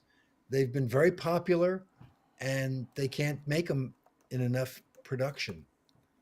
And that's why the price has not dropped and will not drop significantly. There's not that many left, and the G3 is coming out in a few weeks. And maybe that's when it will drop. Maybe, right? We don't know. With whatever few that are left, maybe. But even then, there's no real reason Yeah. to drop them because there's no inventory. I did not know that. Okay. All right. Yeah. And okay, so this S95C is 77 inch. I recommend to go as large as you can afford. And I'm hoping that S90C 77 inch performs as well as I'm seeing here in terms of just basic streaming. If you guys watch a lot of or read a lot of the current reviews on the forums and so forth, a lot of the complaints really have to do with gaming. So let's take gaming out. That's this whole different beast. Just watching stuff. And this is in vivid mode, if you guys are wondering, because we already did color accurate mode, and in vivid mode, Samsung definitely is brighter, but it is vivid, dynamic versus vivid on the Sony. But for most people, I am surprised how many people buy Samsungs and just leave it on dynamic mode for their entire ownership. That's just what they want to see. And my question for Caleb is, Caleb, what mode do you have your TVs on? Dynamic, standard, or filmmaker? And it's okay, you're among friends, no one knows. Oh, so never dynamic or standard. You know, so my TVs at home are in some sort of an accurate mode. So if I don't just pick up on the filmmaker mode, I'll take a custom preset and go ahead and get it adjusted where it needs to be. Because most of the time for my viewing conditions, D65 white point works great. I mean, you guys discovered just today, if I saw things correctly, when you move to the standard or dynamic mode, even though what we're seeing with a lot of these TVs is that the peak luminance in in a more color accurate picture preset may actually be the same as it is in dynamic or standard. The peak luminance doesn't change, just the color temperature does, but the perceived brightness changes because when you talk about those cooler color temperatures, those higher Kelvin color temperatures, your eyes pick up on that wavelength much, much more easily. It stands way, way out, especially if there's a lot of daylight competing in the room. And so, where was I going with this? Oh, yeah. In my particular viewing conditions, I don't really have a need for a TV to be that aggressive. I prefer, a more accurate, calm, cool, collected white point that lends itself well to good, accurate color production. So I know we haven't all seen the TVs before, so this is a very interesting super chat. Thank you so much, Gaming Tech. So this is speculation, so we're all subject to the same speculation. Question, super excited for the new TVs this year. G3 or S95C? Does Samsung now support HGIG? So HGIG is a gaming specific standard for color accuracy. If you are gaming and you are even halfway serious about gaming quality, go with an LG and call it a day. Samsung and gaming right now are not playing very nice. However, if you don't do a lot of gaming and it's a lot of streaming, movies, just regular stuff, we'll have to wait and see how the G3 is. I'm super impressed by the S95C, but Caleb, since you're here, I want to throw that at you. What would you suggest for gaming tech? Well, I would say that, 2020, the book on 2023 TVs has not been written, and that'll be fun to do over the next several months. But if we look to history to guide us, then I mean, LG is crushing it. LG OLED specifically are crushing it in the gaming department. They offer more options. And I mean, they were the first to come out with four high bandwidth, then not as high bandwidth, but then high bandwidth again, HDMI 2.1 ports. They have a pretty comprehensive gaming dashboard. They're working very closely with a lot of game developers. Microsoft in particular. They offer Dolby Vision. They all the HDR modes. They give you a lot of options, and I don't know. I've just been most comfortable recommending LG OLED for a premium gaming display because there's just so few questions involved. They're the most comprehensive TV. And again, that might change in 2023. We'll see. Definitely. Well, Yeah, I would it's say fun. with Samsung Go though, ahead, Brian. having with Samsung, what I will say, they started with the game optimizer, but having 144 hertz is their focus this year. Ultra wide. I mean, they are hitting things that LG hasn't. It's just that I think HEIG doesn't always play nice, but there are other options. Like we talked about, 144 ultra wide is pretty amazing. They just need to nail down having it work out of the box. But Yeah, Brian's 100% correct there. There are some developments coming this year from a number of manufacturers that are going to serve a bunch of different gaming needs. Let's just remember that, like, we tend to talk to a lot of TV enthusiasts and by proxy gaming enthusiasts as well, who are looking for they want no limitations on their viewing experience or their gaming experience. They want to have all the stuff, even if they don't use all of the stuff, right? And there are a ton of people out there who want to know that they're going to have a good gaming experience, but their bar is much lower than that of like the highest hardcore people out there. And so I like to put a little asterisk or caveat on the whole best gaming TV conversation because, that's for the highest possible bar. We're going to be seeing yeah, some really interesting things in 2023 coming from a number of different manufacturers, including making a choice between, we already know this, cat is out of the bag with TCL. There are going to be options for really inexpensive TVs that will give you 144 hertz if you don't mind taking a hit to the vertical resolution, which at certain screen sizes ain't going to hurt you. So you get that option for super high refresh rate, higher than the consoles can do right now anyway, that could speak to a really, really big audience, you know? Yeah. well, And we tried it at CES. KG and I tried the 900C, and I think we both all tried the TCL, and it was actually very responsive, even though it's a software. It was definitely cool. and real quick, thank you for the super chat, Dylan. So now that you've seen the S95C, has your first impression changed your prediction on the matchup against the 77-inch G3 or the anticipated 77-inch A95L from Sony? So I'll have to say this. This is something that is so G3's important. gonna smoke it. What? G3's gonna smoke it.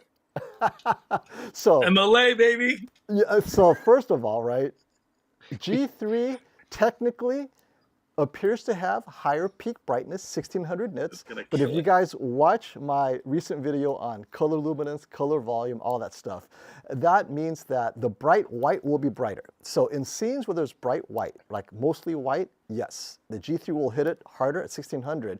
The question is individual color luminance. Can it hit it? So it would have to go head to head. It's so hard, but I'll say that the S95C compared to the A95K, it does everything the A95K does, plus it gets a bit brighter on the APL, on the full screen, on the larger windows. So that impresses me.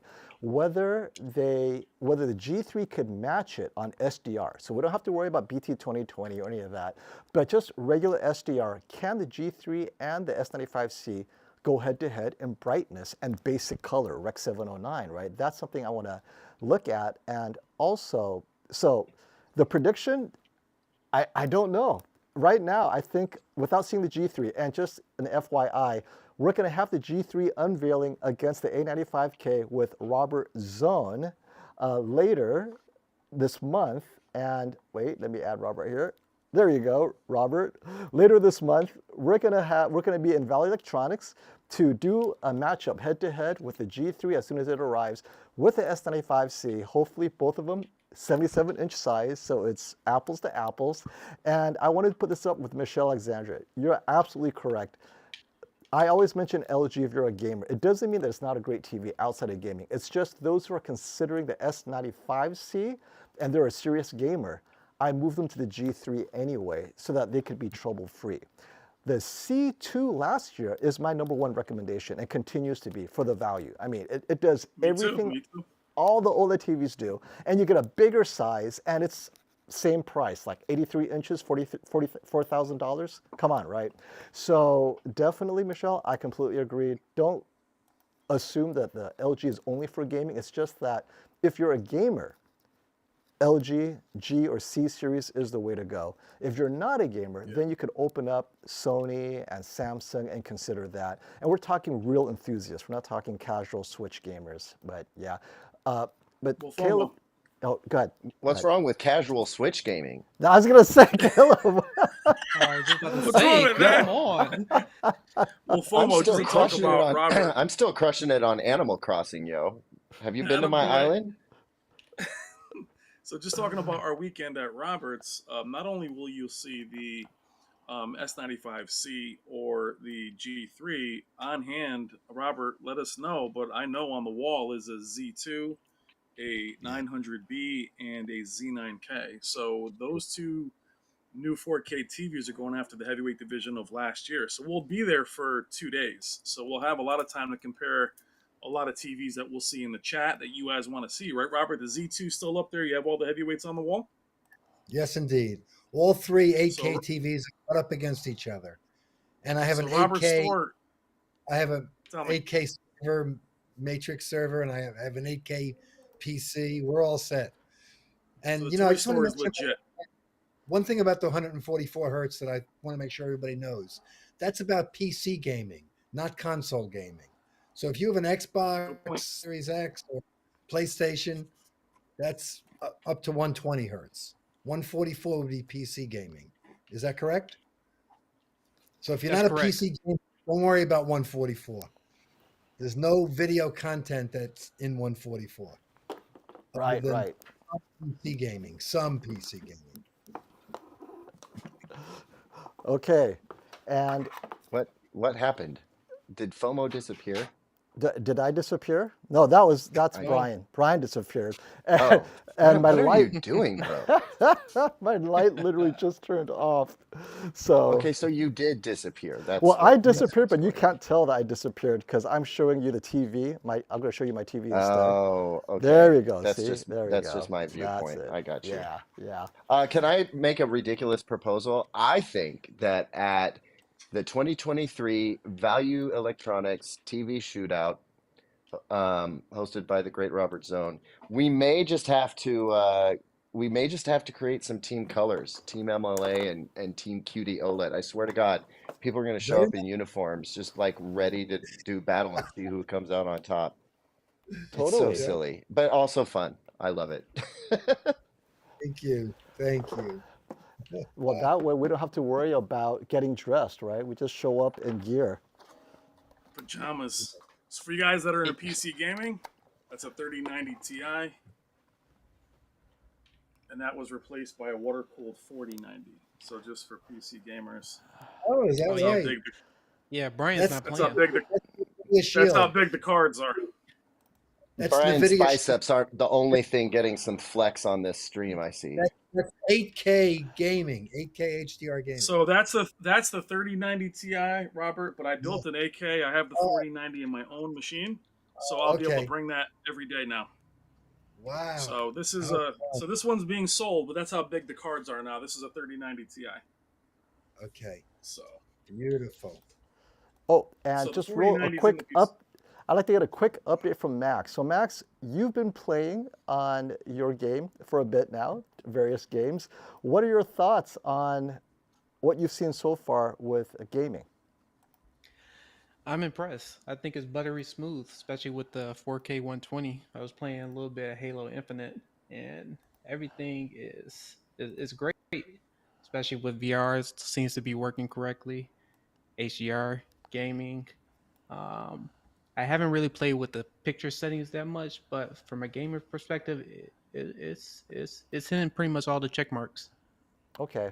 And as far as, because there may be some complaints that it's not fully accurate, do you get a sense that it's that off, or you feel that it's accurate enough? Because obviously there are some out there who are like measuring meters and they need it to be following the EOTF curve for HGIG.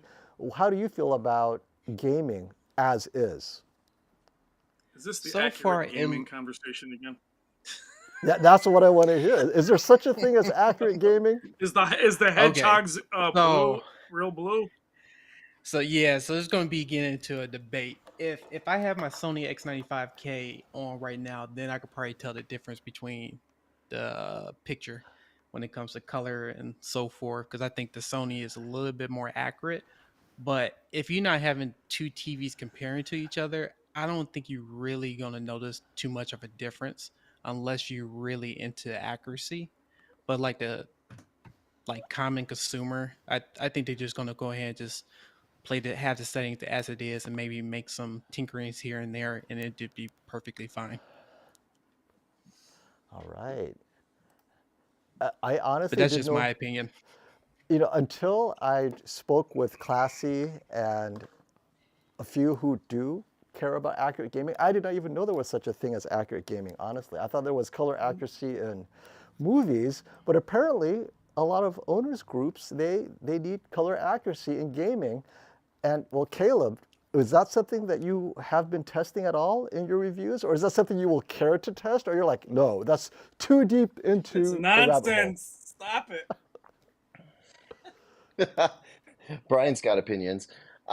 So That's I nonsense. have not been testing I have not been running a full suite of tests on the game mode picture preset um, for any of the TVs that I've been testing. And I will, at best, what I'll do is I'll take a look at the reference picture and then bounce over to the gaming picture preset and see what kind of difference I see. How jarring is it?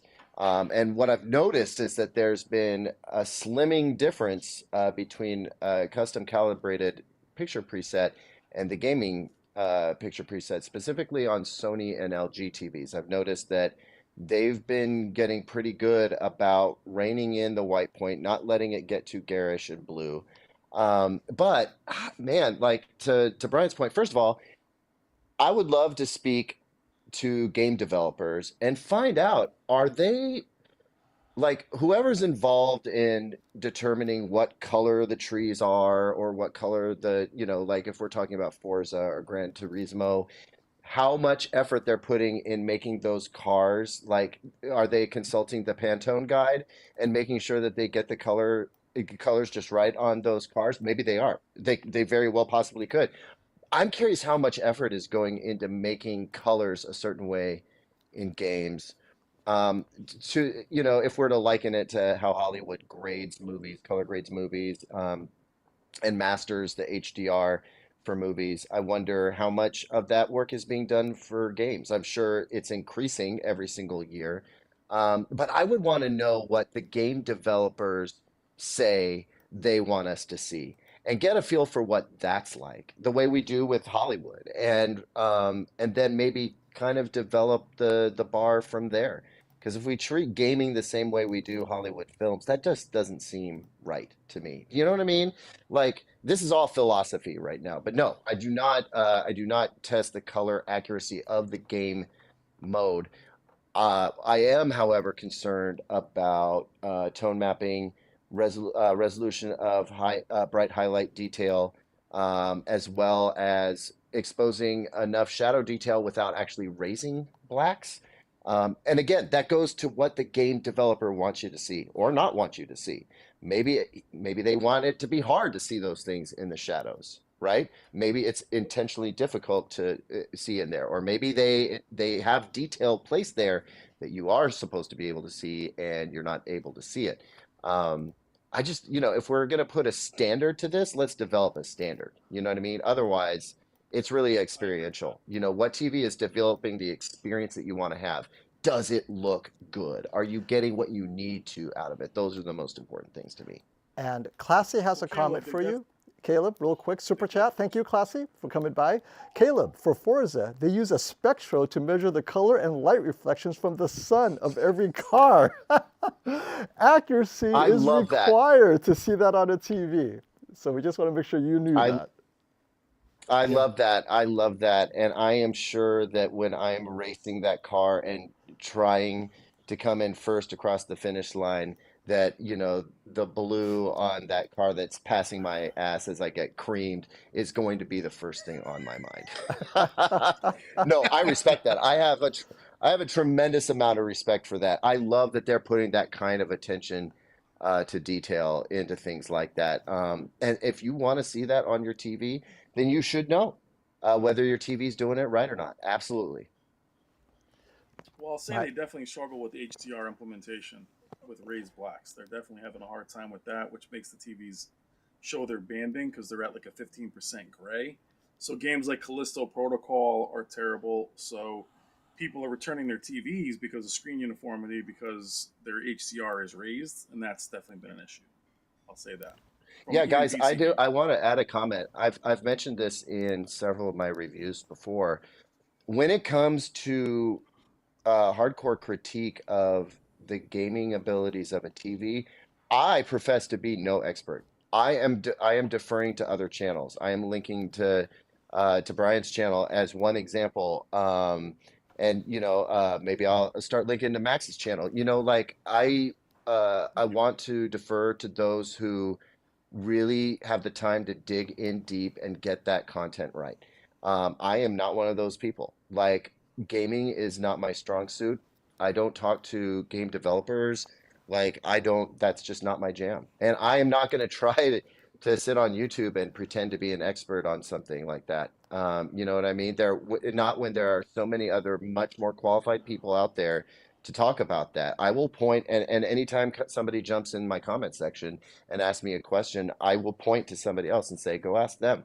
They know what's up. And well, Yeah. since we're on the topic of gaming, Dylan has a great super chat question. Thank you, Dylan, for another one.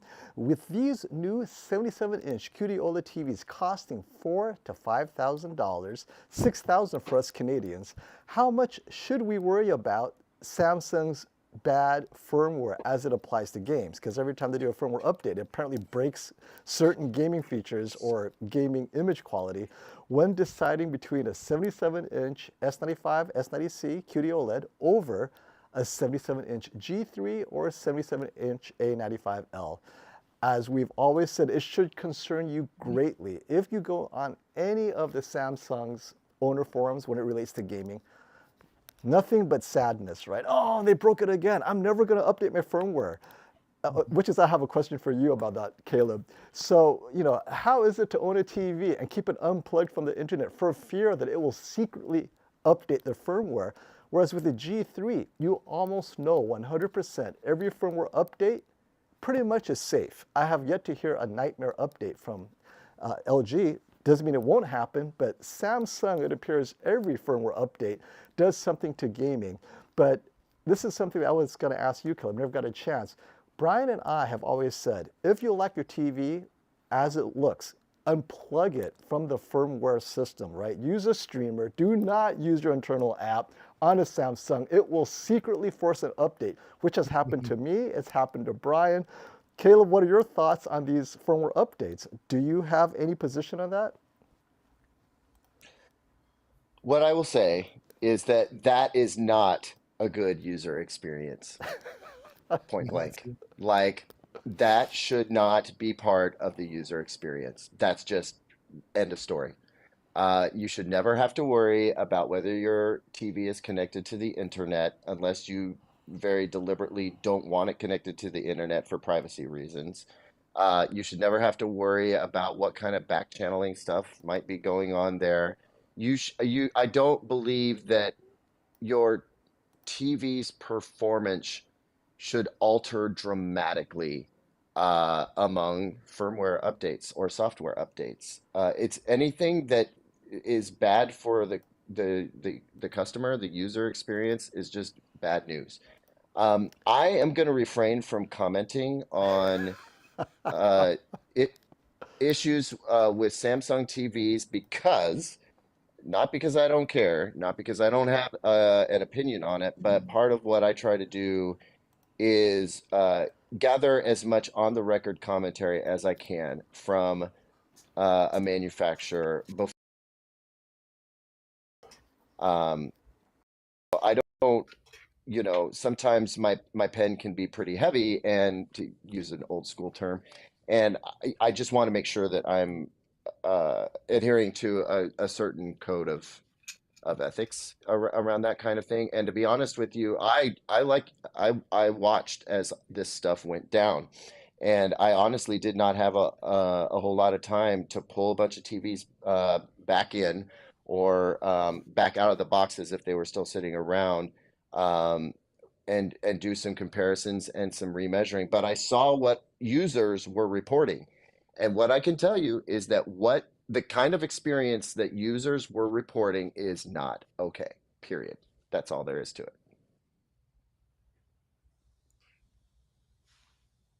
FOMO, you're muted, I think.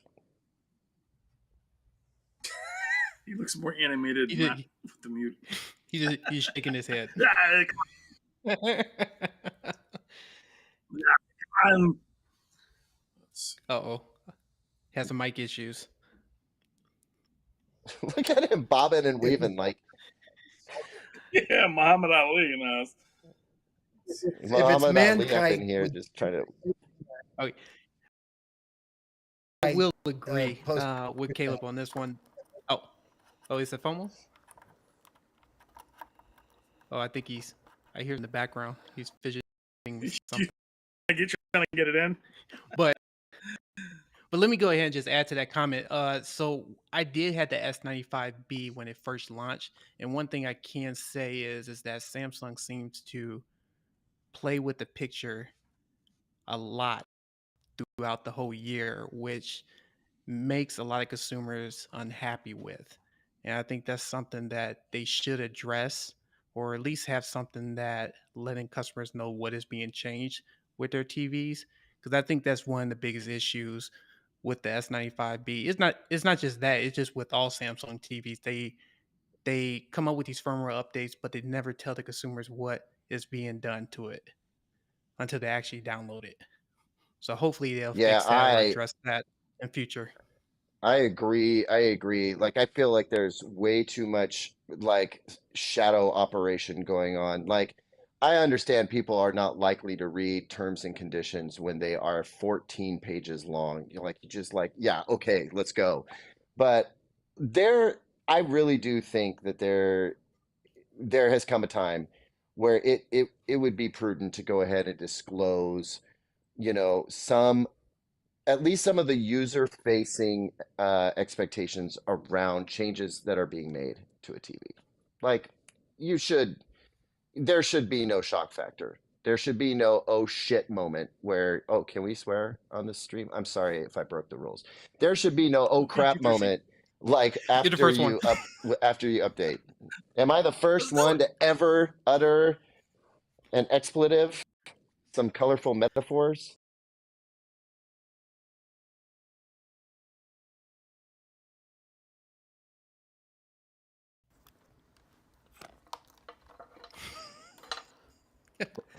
So Well, I hear sorry, I didn't mean Everybody to. loses. You're saying?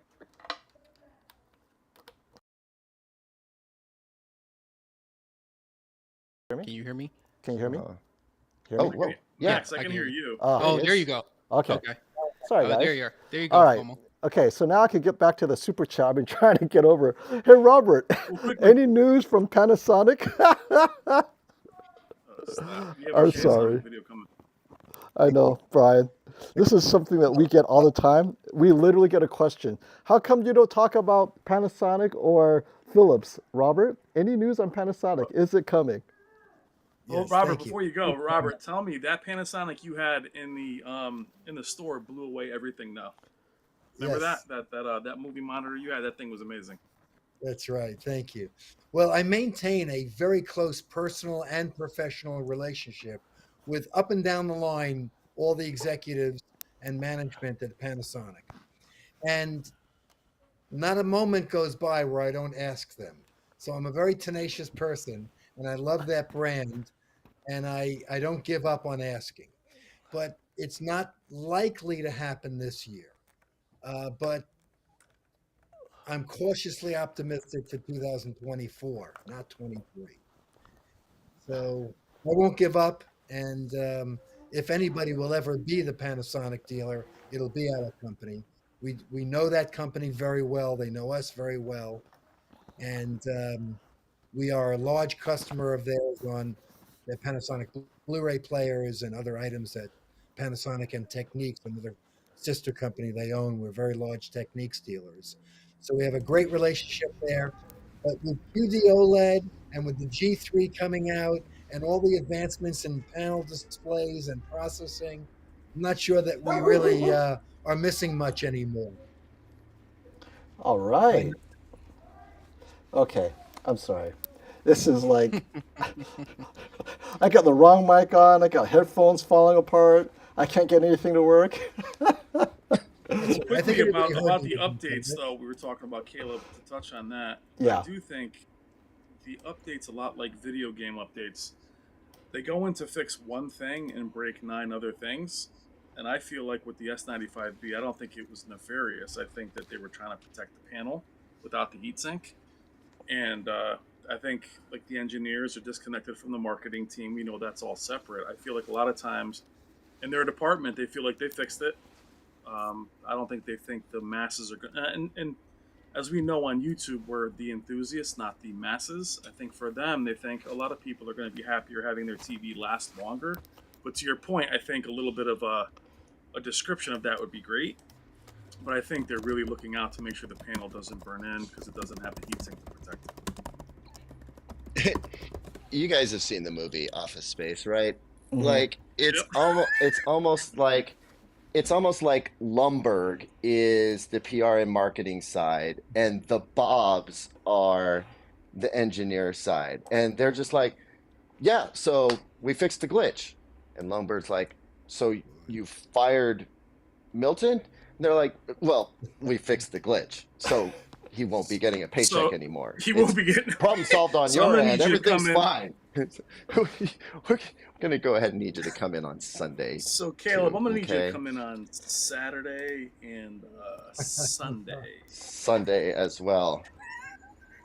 Oh God. Uh, No, I don't envy, I know that Samsung has no interest in creating headaches for themselves. Like, also, I don't, I'm sure if it was a preventable measure, it would have been. Um, and it's unfortunate that happened. Hopefully, we're past those days. We'll see. I'd like to give folks the benefit of the doubt. And 2023 is a new year. So let's see what happens, and we'll just kind of take it from there. Very good. I'm frozen. Guys, Oh, you have to you go? you were frozen. I do have to go. Um, and I'm not gonna have time to go grab my horn and serenade you guys as I go away. But I'll tell you this: pick a goal for this stream, whatever that goal is, and if you meet that goal, then I will play the next time I come on and visit you guys. How's that? All right. I think we've hit that Can't goal be. already. Can't, oh, really? Okay. Yeah. Well, it was your goal to set. So that sounds rather arbitrary, dude. But okay, I'll go I, ahead. I, I was hoping to Instead of get, the goal was to get more than 500 viewers, and at one point we hit we had 600. So yeah. No, we had 750. 700. Yeah, we Oh had wow. 700. Yeah. Yeah, It's so awesome. I think this is the most I think I've seen out of this. Okay, well, that sounds pretty successful to me. Yeah, so definitely I will whip the horn out the next time that we chat. I'll make sure I'll have it with me. But at this point, I gotta pack it up and head out so I'm not late. Anyway, it was Yes. Do great your to be able thing. to join you guys. Thank you for having me. And yeah, Robert, I'll see you in a little under a week for the That's right. headphone shootout. Brian, I don't know if you're swinging through, but if you happen to be around, I'll be around. And yeah, everybody, take it easy. And check out my channel tomorrow. Just Of saying, Yes. might course. want to Of do that. course. And Wink, and wink. we'll see you guys soon. All right. Thank you, Kip. Caleb, Thanks, for Caleb. jumping in, Good one, brother. Caleb. Talk to you Take later, care. buddy. Bye-bye. All right, take it easy, guys. Appreciate it. See you, Bye. brother. All right. And that's Well, this is Caleb. gonna be awkward. See, I don't know how to shut this shit down. So I made this big goodbye, and now I'm like, oh crap! What am I doing? How do I stop Like this it? piece of crap. I honestly, I don't know what I'm. There he Yeah, is. FOMO, you need to put, His- you need to put best this on the hand in the intro every business. time it rains. Okay, I have to give you guys a quick update. So while we're talking, my camera shut down, my lights went out, my microphone died. Gotta pay This that is bill, baby. this is like the last man standing with video is Brian, Robert, and Max. So- 3090 Ti for sale. Who wants it? Who wants it? and Hey, this I is got a, Max, the you know you- S95C Max, you know you here, want so that you know NVIDIA I'll show the 3090 Ti, picture baby. and stuff. that's so. right. So I'm real just quick. on 1 second bathroom break. 1 second. Oh yeah, go for it. So real quick, guys. This is the great question here. I wanted to hit it real quick, which is thoughts on the recent Artings ratings longevity test. And well, my thoughts are this: we're gonna have a live stream interview with them about it. They take this, it's very important to them. As a matter of fact, it's so important that before they go on the live stream, they want to make sure they have all the answers, because I told them, hey, there are rumors that maybe qd-oled is burning in, this and that. You guys are actually doing this in the most controlled and objective manner possible. Are you ready to share? And like, yes, we have the results for the first 60 days, but before we come on your channel, give us another few weeks to analyze the data, because once they put it out there, they cannot pull it back, right? It'll be bad press for whoever, or maybe it's good press, we don't know, but they do want to be responsible. So I'm hoping to get them on in the next week or two to talk about the results on a live stream so that you guys could come on and ask questions and so forth. So it's something that, we'll have various guests on as well, but the goal is to make sure that Ratings has a chance to address your questions, because a lot of you are considering qd-oled. Like, we already know what the G3 and the C3 can do. What we don't know is, hey, what's up with qd-oled?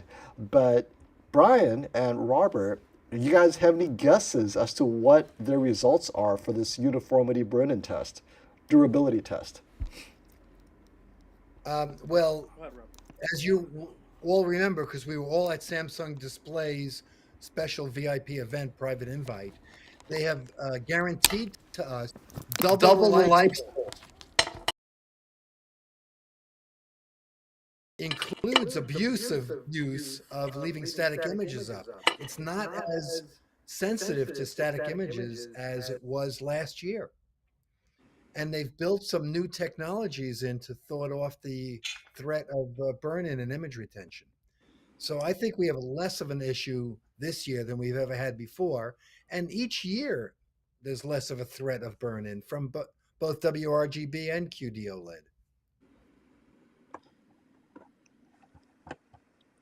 Most definitely, Robert. I think that we see cases of burn-in now in the modern, probably since the C9 would be the last panel that had significant burn-in. The Yes. safeguards are in place. You have to really abuse it, which is what Artings Ratings plans on doing. FOMO is really testing Yes. it, and I think for Yes. regular use, you're fine. Because Yeah. Robert, how And many by the way, OLEDs? I know. Well, Robert, I know about Value Electronics. Sometimes they have OLEDs in there 6-7 months playing for a long period of time, and they're fine. sure, they're fine. Absolutely. Especially our own, Absolutely. the own TVs, the own TVs we I have have. seen more than one. I have seen more can burn it. You can burn in an LCD. It just takes longer amount of time to leave up the static images. Yeah. Well, Robert, even those plasmas that you had back in the day, by the time the VT and the ZT came around, burn-in wasn't a concern anymore. Very minimal. That's right. And they were easier to burn in than any OLED. And the newer OLED. Well, they had that. They had that ghost thing. Terrible. Yes. Did we lose FOMO? Is FOMO No, not in his own stream anymore? No, I'm here.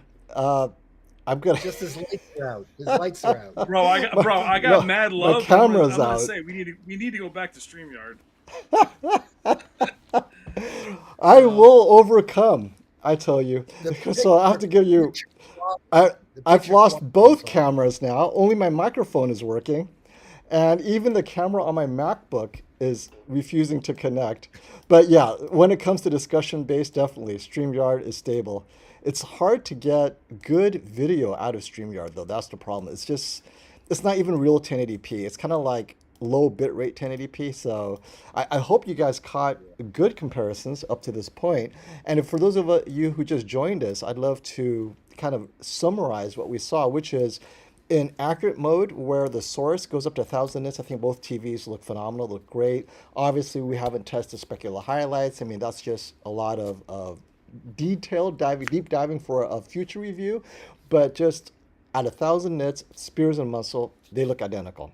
But once that's in static, this is accurate. They could both get accurate. Now, if you want them to get less accurate, meaning Sony cinema mode, put it on brightness preferred, max it out. Then you have Samsung active dynamic tone mapping, right? Not static. Put it in a way that maxes everything out, but in accurate color mode. The Samsung does push brighter. Yes, it may not be accurate, but the Sony, even if you want it to be inaccurate, it will not push it that bright. And we saw in SDR sports mode, if you guys rewind earlier, that in standard or in vivid on the Sony versus dynamic on the Samsung, that Samsung Dynamic, although it is a touch blue, I'm wondering if you push Sony blue, if you can get us bright. The Samsung in the hockey scene, wow, that was just bright. That is definitely what people are looking for when they're watching sports. Giant hockey scene, huge 25% window.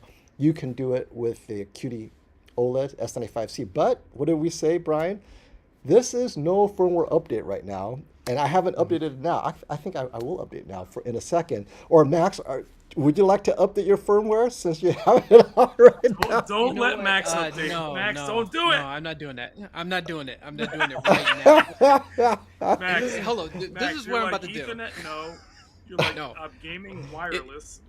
Yes. But No. yeah, No. so This but is yeah, what I'm those going are to my do. initial impressions. But Max, when will you, or if you ever, because are you planning to keep it, using it for review? Why aren't you updating your firmware? Like I have to do it just because I am someone that would love to be punished and complain to Samsung. But what is your position on that? So this is what I'm going to do first. So I'm on firmware, I think 1100 from looking at it. Let me just make sure. But what I want to do is I want to film everything first before I do a firmware update, and then I'll do the update and do a comparison between those two, and let people Very know good. what I see and what changed. Because I think that will help consumers to a certain extent. And then I'll talk about the gaming portion as well too. But I want to see get as much film as I possibly can from out of the box and stuff. So just to help people out to see if they need to update it or not. And Yeah. then also too, I do want to give a shout out to Tech with KG too. We are going to do a streaming, so we're going to go more in depth with the TV as well too, one of these days. I forgot to shout him out earlier, so making sure I got him out there.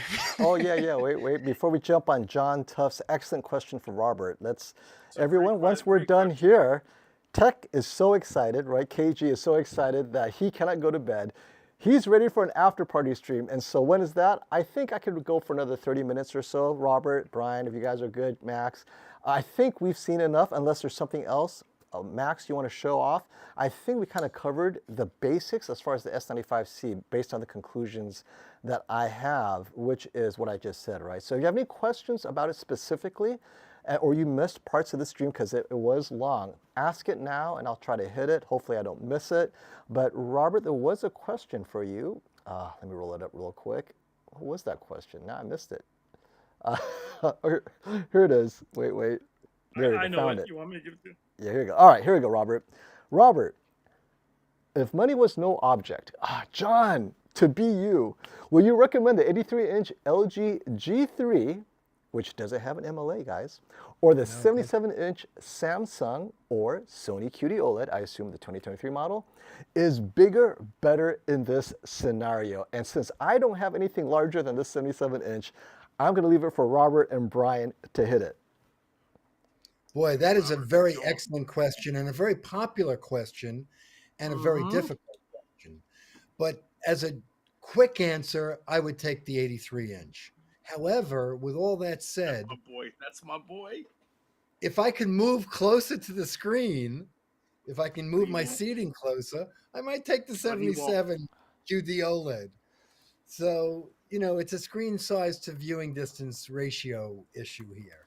If your viewing distance is further back, definitely you want the 83. And that is the right answer. It is the right answer. And anyone who says otherwise, really, I'm sorry. The right answer is the 83. If you're 8-10 feet away, you get the 83. And if you're further away, you definitely get the 83. So that is the correct answer. So I hope that helps. And if not, give me a call or text me or email me. And as a follow-up, if given a choice, which one would you pick, Robert? A95K or S95C? Now, obviously, you don't have the S95C, or maybe you do in your Value Electronics, but just based on kind of what we talked about, and you know the A95K intimately well, the king of TVs for 2022, but now S95C, seeing where its strengths are, 77 inches or 65 inches, because A95K does not come in at 77, which would you choose, Robert? Boy, that's another very tough question. And I have never voted against Sony versus Samsung ever before. But because of the model year advantage with this new quantum dot OLED panel that has greatly improved, and not to underestimate Samsung Electronics' great improvement with the new processor they have this year and their new algorithms, in this case, I would take the newer TV because because the panel is the big advantage, and the processor is greatly improved. So in Now, this case, the S95C is the correct answer. Now, here's a great follow-up, and I think this is something that needs to be mentioned a bit. Many people switched over from the 83/85 to a smaller 75/77, and this is for both LCDs and OLEDs due to uniformity issues. I think Classy did the same switch. He felt the 77-inch G2 had more consistency and uniformity, and of course, qd-oled, now that comes in 77, throws that option out there as well. But you have sold, or you've seen more TVs than all of us put together as far as the same model in and out of your Value Electronics, because you actually calibrate it, do your QC check. What are your thoughts? Is this a myth that 83 tends to have worse uniformity than 77, or is it really a thing? No, it is true. All the 83-inch panels do not have as good screen uniformity issues as the smaller, especially the 77 OLEDs seem to be the best. But, and it does vary panel to panel a little bit. It varies. But with all that said, you should get the 83 again. It's clean enough, Attaboy. unless you get a bad one. It's clean enough. There's no... Okay, Brian, wait. Brian's laughing. I can hear. Brian, what are your thoughts on that, man? Brian, Let me show you. Now, and to be fair, Max has a 85-inch X95K, so both Max and Brian can answer to these large TVs. What are your thoughts, guys, on this fear of uniformity at the larger sizes? Well, I mean, honestly, if you ask Max right now, Max has an X95K at 85 inches, which is phenomenal. He's Good not TV. going down to 83. Don't even let him answer. No. I know he's not. No, I'm not.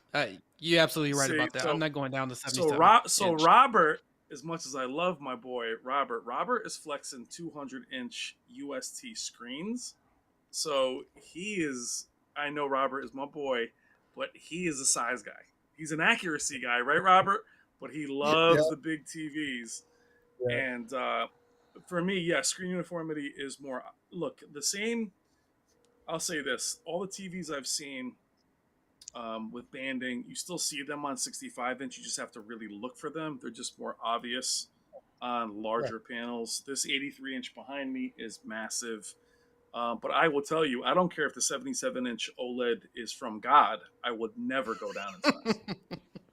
And Never. I got a better chance of getting Yeah. pregnant than doing that. So, And I have to say, when I stayed at Roberts, he had the 83-inch 8090J, and I couldn't leave his armchair. I was like, Robert, I'm just Yeah. gonna sit here and binge watch Netflix from like 10 feet away at your 83-inch. And Wendy, his wife, is like, you want some tea? I'm like, I'm just gonna sit So here. and Wendy- spend the Yeah. Wendy, it's a I'll different tell you, experience. Wendy's even more so. Wendy, they're all. I mean, I would tell you, Robert is a dear friend. Dear friend, get out of YouTube. When we talk TVs, you guys would love the conversation, especially FOMO. All of us chatting. But Wendy is as passionate. So is Leanne, his daughter, about TVs.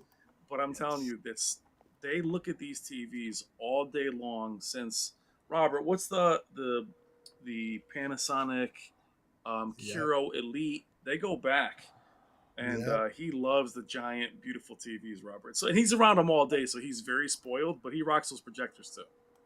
Yes. So All I don't see true. Robert running around with 55-inch TVs. Is what I'm trying to say. Yeah, and sadly, the 55-inch TVs are disappearing from Sony's lineup as far as their high end. Now, QD-OLED is still there, or the OLEDs are still there, but their mini LEDs, if you want a good non-OLED TV from Sony, you got to start at 65 on up. It's just hard. There's not as much interest in anything smaller than a 65-inch in the U.S. I don't know about the That's rest of the true. world, right? Also, Samsung Mini LED, the good ones start at 65. Yeah, yeah, Samsung yeah. as well. Yeah, we Yeah. saw that this today. They released their MSRP and sizes, and the Q95C doesn't go below 65 anymore, right? Or does it? Right? It's they're not selling enough of these premium sizes because the people with a little bit extra money, they're just going 65-inch and up, which makes sense, right? What's an extra couple $100 when you're buying flagship anyway? Even the So Robert, QN90 is 65-inch and up, no 55s, even on a Q. And just today they gave us all the digital assets, the PDFs, the user manuals. We got everything, pictures, and we got the prices. And just today I've been rushing to get it all up on our website. So the 90C is up now. It'll be shipping in 2 weeks. Oh, The hey, speaking QN90 of TV 5C releases and stuff, Robert, real quick, up now, LG. very quick. LG, when can you talk about LG's release this year? I mean, I think Next week. Next next week. week? Okay. Because for Yeah. sure, I believe the Samsung, right now, the S95C, haven't seen the S90C, but if the S90C is within 98% of the S95C, they have another hit in their hands. Yeah. Pending pricing, obviously, however it costs on Black Friday, and of course, pending firmware updates. I know what you guys are saying, but out of the box, no firmware update on Yep. active dynamic tone mapping. This is a TV for the common man that just wants a bright OLED, right? So if you're complaining, oh, OLED doesn't get bright enough, this thing, it pops it above the A95K, that extra bit without a dedicated heatsink. But as you know, it has its own heatsink from Samsung Display, so that's why it doesn't have it. Maybe Sony will add its own heatsink on top of that, but still, I was just so impressed with the brightness on this S95C.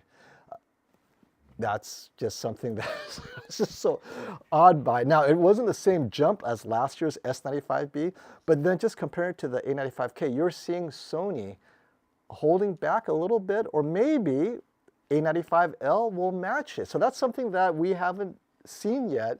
Can the A95L, a 77-inch, match what we're seeing with the S95C? And if it does, I think all is well in the world. Here's a super chat. Thank you so much, Mankite. Robert, does D-Nice still do your in-house calibration? And also, is it true he got his nickname from... I don't even know about that. But, Robert, what are your thoughts about D-Nice? Is he still doing calibration? Yes, he is our calibrator and has been for a while and will be for many years ahead, I'm sure. I know Dwayne 20 plus years, and he's been our calibrator that long. And we have a great friendship, of course. And I highly doubt Quantum TV's mom gave him his nickname. He, he is likes that actually a comment? the Blue Note Jazz Club, and we see, hip hop there. He likes his hip hop, Yeah, So yeah. that's the problem. That's all. That's fun. All right, all right. And we have, okay, so Sharp.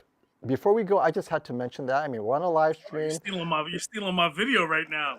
I'm not going to say anything else then, because I don't know anything about it, right? So, Robert, I mean, I I'm know. so excited. You shouldn't have brought this up so late. I have goes to my leave. video, FOMO. I have to leave, and hey, everyone who's watching this, right? I'm gonna unlist it. You can still watch it, but it's just way too long. And then we'll do some real comparisons. So this way we don't burn Brian's or pop Brian's bubble, right? But sneak just a little bit, just a little about bit of sharing that something, content, something, baby. It's all about sharing without spoiling Brian's content. What can you tell us? Right. Well, I just want to say that it was my favorite QD Mini LED at CES. Sharp's new XLED Aquos. It's actually Aquos XLED. This thing is awesome. What's happened is, yeah, they were bought by Foxconn, a Chinese company that's a major, world's largest manufacturer of LCD panels for all the major brands.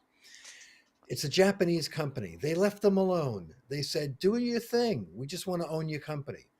And they kept all the engineers. They kept their manufacturing plant, their processing manufacturing plant, and Sharp's mission is to produce the premium, highest end performance, cutting edge. That has always been their position. They're the only LCD TV that ever won our TV shootout in the 19 years that we're doing it. They built it for Pioneer, called the Elite TV. It was the only LCD that ever won. This is truly a premium line, the XLED Aquos. It has 2,300 local dimming zones. It's a mini LED quantum dot. It looks like pure black. And it has high peak lumens with outstanding contrast control and beautiful color saturation and color accuracy. I'm in love with this TV. Up to 75-inch, no 85-inch, although I'm fighting with them. I'm friends with the president and the executive vice president and all the other execs there. So I have a good relationship there as well. And we're bringing them in, and we'll be actively selling them. I will have them at the end of May, and I might get some samples a little bit earlier. They're beautiful. And they're going to have OLED as well, which will be LG OLED, both series, but they'll have OLED for 2023 also in all screen sizes. So this is going to be a big year for Sharp, and it's going to be a different year. These are going to be made by Sharp in their factories in Asia. So I'm sorry. And when you say Right. right. Please go ahead. I'm sorry. Oh, no, no, no. We will jump on to the next one real quick, which is QNED from LG. Are they releasing anything better than the QNED 85? Like 85 last year was their best. I mean, they didn't come out with the 90, they didn't come out with the 99. This year, are they planning to do the refresh, or is 85 where it ends now? 85 is where it ends again, but they still are making a 90 and a 99, and they made them last year also for different countries, different regions, they call it. Yeah. I am in negotiations with them to bring them into the US as well. But, it always requires them to buy in stock parts for 5 years ahead, to train people, to bring in inventory and promote it. So there's a lot to it when they bring in these lines. And they are more focused right now on their OLED lineup. Yeah. And of course, and it should be because, well, so this is interesting. Wait till you see the 97-inch M series. I'm not supposed to talk about it. Oh. It's interesting. I don't know where LG is in its profit margins when it comes to OLED versus LCDs, right? But we know for sure that Samsung Electronics makes so much more on margin with each unit sold of a Neo QLED, any of their LCD TVs, right? From the mini LEDs all the way down to their price Costco special. And that's why they're not pushing hard on the QD-OLED. The margins on that one is much leaner.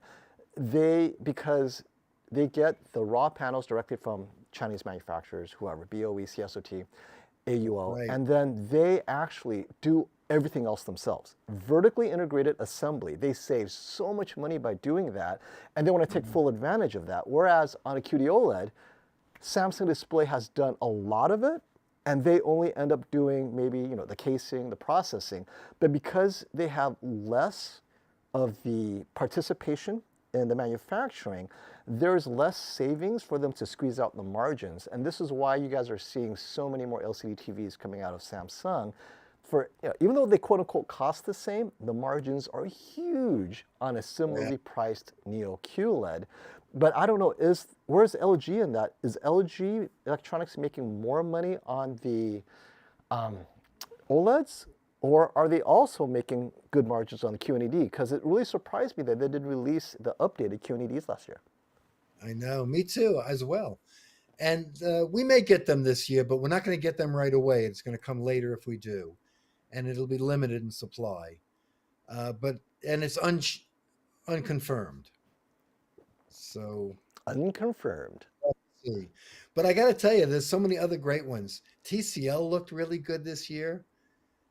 Hisense looks really good this year. The tier 2 brands have picked it up.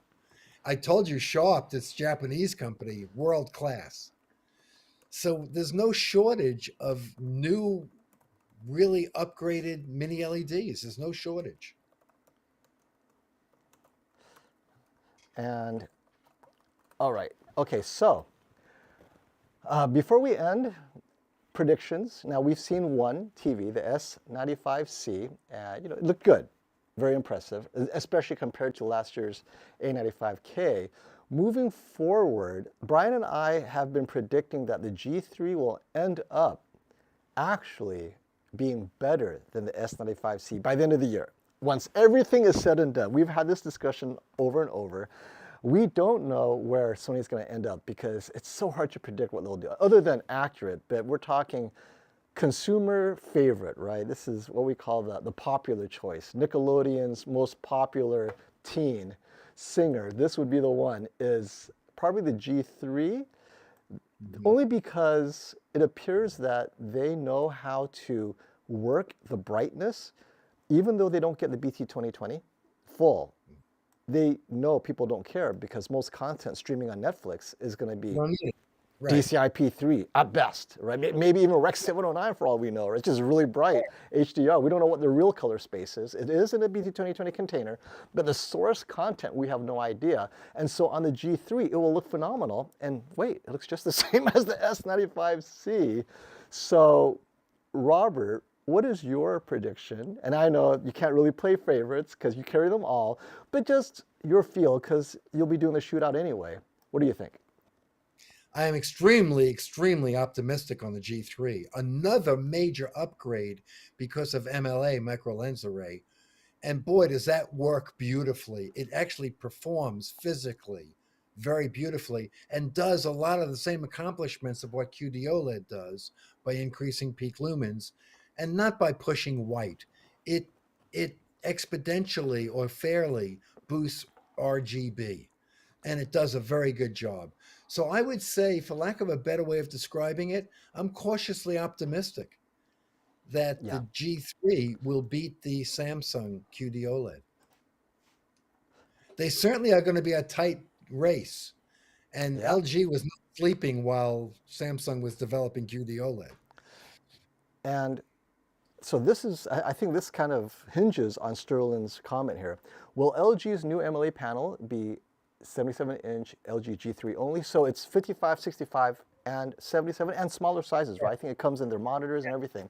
So it comes, everything smaller than 77-inch and smaller, it's available. So the question though is, will other TV companies get the MLA, or is it only LG? And that's a great question. I never looked into that. Do you guys know? Is it a G3 exclusive? It is. No, it's not at all. Well, I know LG. I know LG is holding back their 83 and the 99, as far as them holding that back, as far as combating Samsung. I'll tell you that they might share the MLA, but as far as the, I think quickly touching on the brightness, I think Robert, we're also going to see more color, as you mentioned with RGB. I think that's what's going to shock many people. It's not just the brightness; it's the more color. But I know they're keeping their special sauce. I know, as we talked about our video coming up with LG being a dark horse, they're quietly just chilling. They are not afraid, and they're going to unleash this MLA. And I think because the Z2 at 77 is supposed to be amazing, or Z3, I should say. I mean, they're confident, so I think they're going to be surprised a lot of people, not just with brightness, but with color.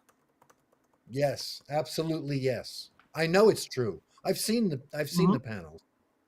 I know you have, Robert. My boy. Maybe we should wait until 2024 to buy TV.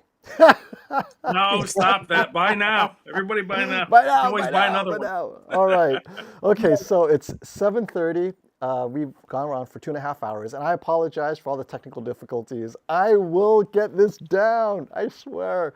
But other than Just that, get it refined by the time we're in New York. I know. We'll Yeah, get set. that's it. It will be fixed. I think part of it is I had so many guests bouncing around, and I think I pushed Ecamm to its limit. As you guys know, I like breaking things, right? So this is.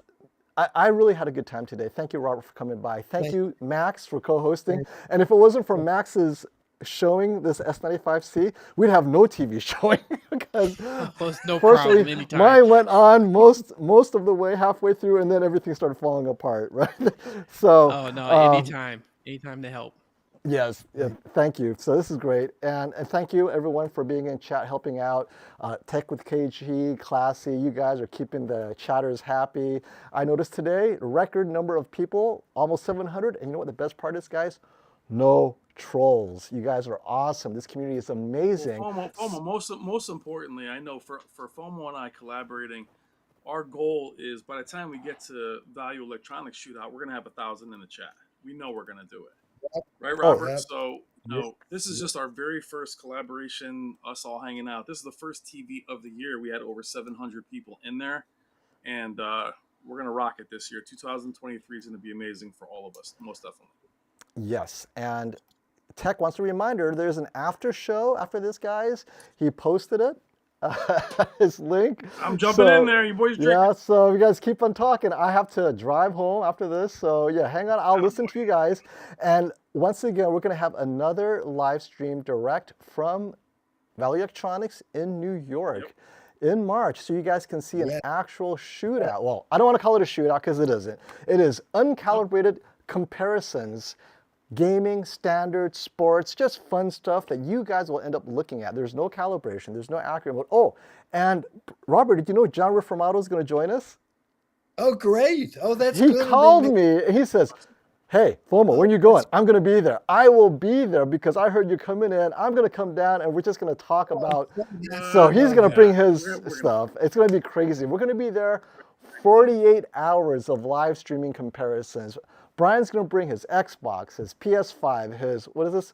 The 4090. You got a 4090. So guys, we're going to have real comparisons with the TV you actually want compared. The A95K, yes, it's 2022. It's still relevant, but G3 versus S95C is going to be so much fun. And they'll both be 77 inches because that's the first one they'll be releasing from LG, right, Robert? Yes. So it'll be awesome. I cannot wait. So let's try to break that record in March. Maybe get 800 viewers over that weekend. That's right? going to be easy. That's going to be easy. Yes. Okay. And when you come, you're going to be pleasantly surprised. I took over a whole city block square basement across the street, and I just built 12 movie theaters. Oh, we'll have to do a tour. Movie theaters. Oh, I got to see that. And okay, wait, this is last comment because I think it's a pretty good one.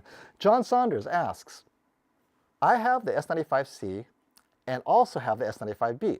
I can 100% say that the improvements are definitely noticeable. If you are a gamer, even more so now that Samsung has proper HGIG functional. John, did you update your firmware? Is my only question. Thank you so much for that, my friend. That's a good question. Max ain't doing it. I'll tell you that. I have to say, guys, ever since I have to be honest, ever since I started reviewing TVs and accumulating all these regulars and viewers, John Saunders, Tech, I see more and more regular people buying multiple flagship TVs year after year, and then suddenly that's our crew right there. They're not even reviewers, and John's like, but yo, bro, I got the S95B, I got the S95C. I'm like, it's like a lifestyle. I love it, and I have to say, it's because you spend $5,000 on golf clubs every 2 years. You can do that with TVs. Yeah, There's nothing it's wrong actually with that, relatively man. cheap, Bobby. Oh, right, Robert? It's an affordable. It's not like audio. It's a much cheaper holiday if we're in TVs. Yeah. Absolutely. Okay, so head over to Tech with the KG stream, talk more stuff, have fun. Thank you so much for joining us, everyone. Until next time, stop the FOMO. All right, take care.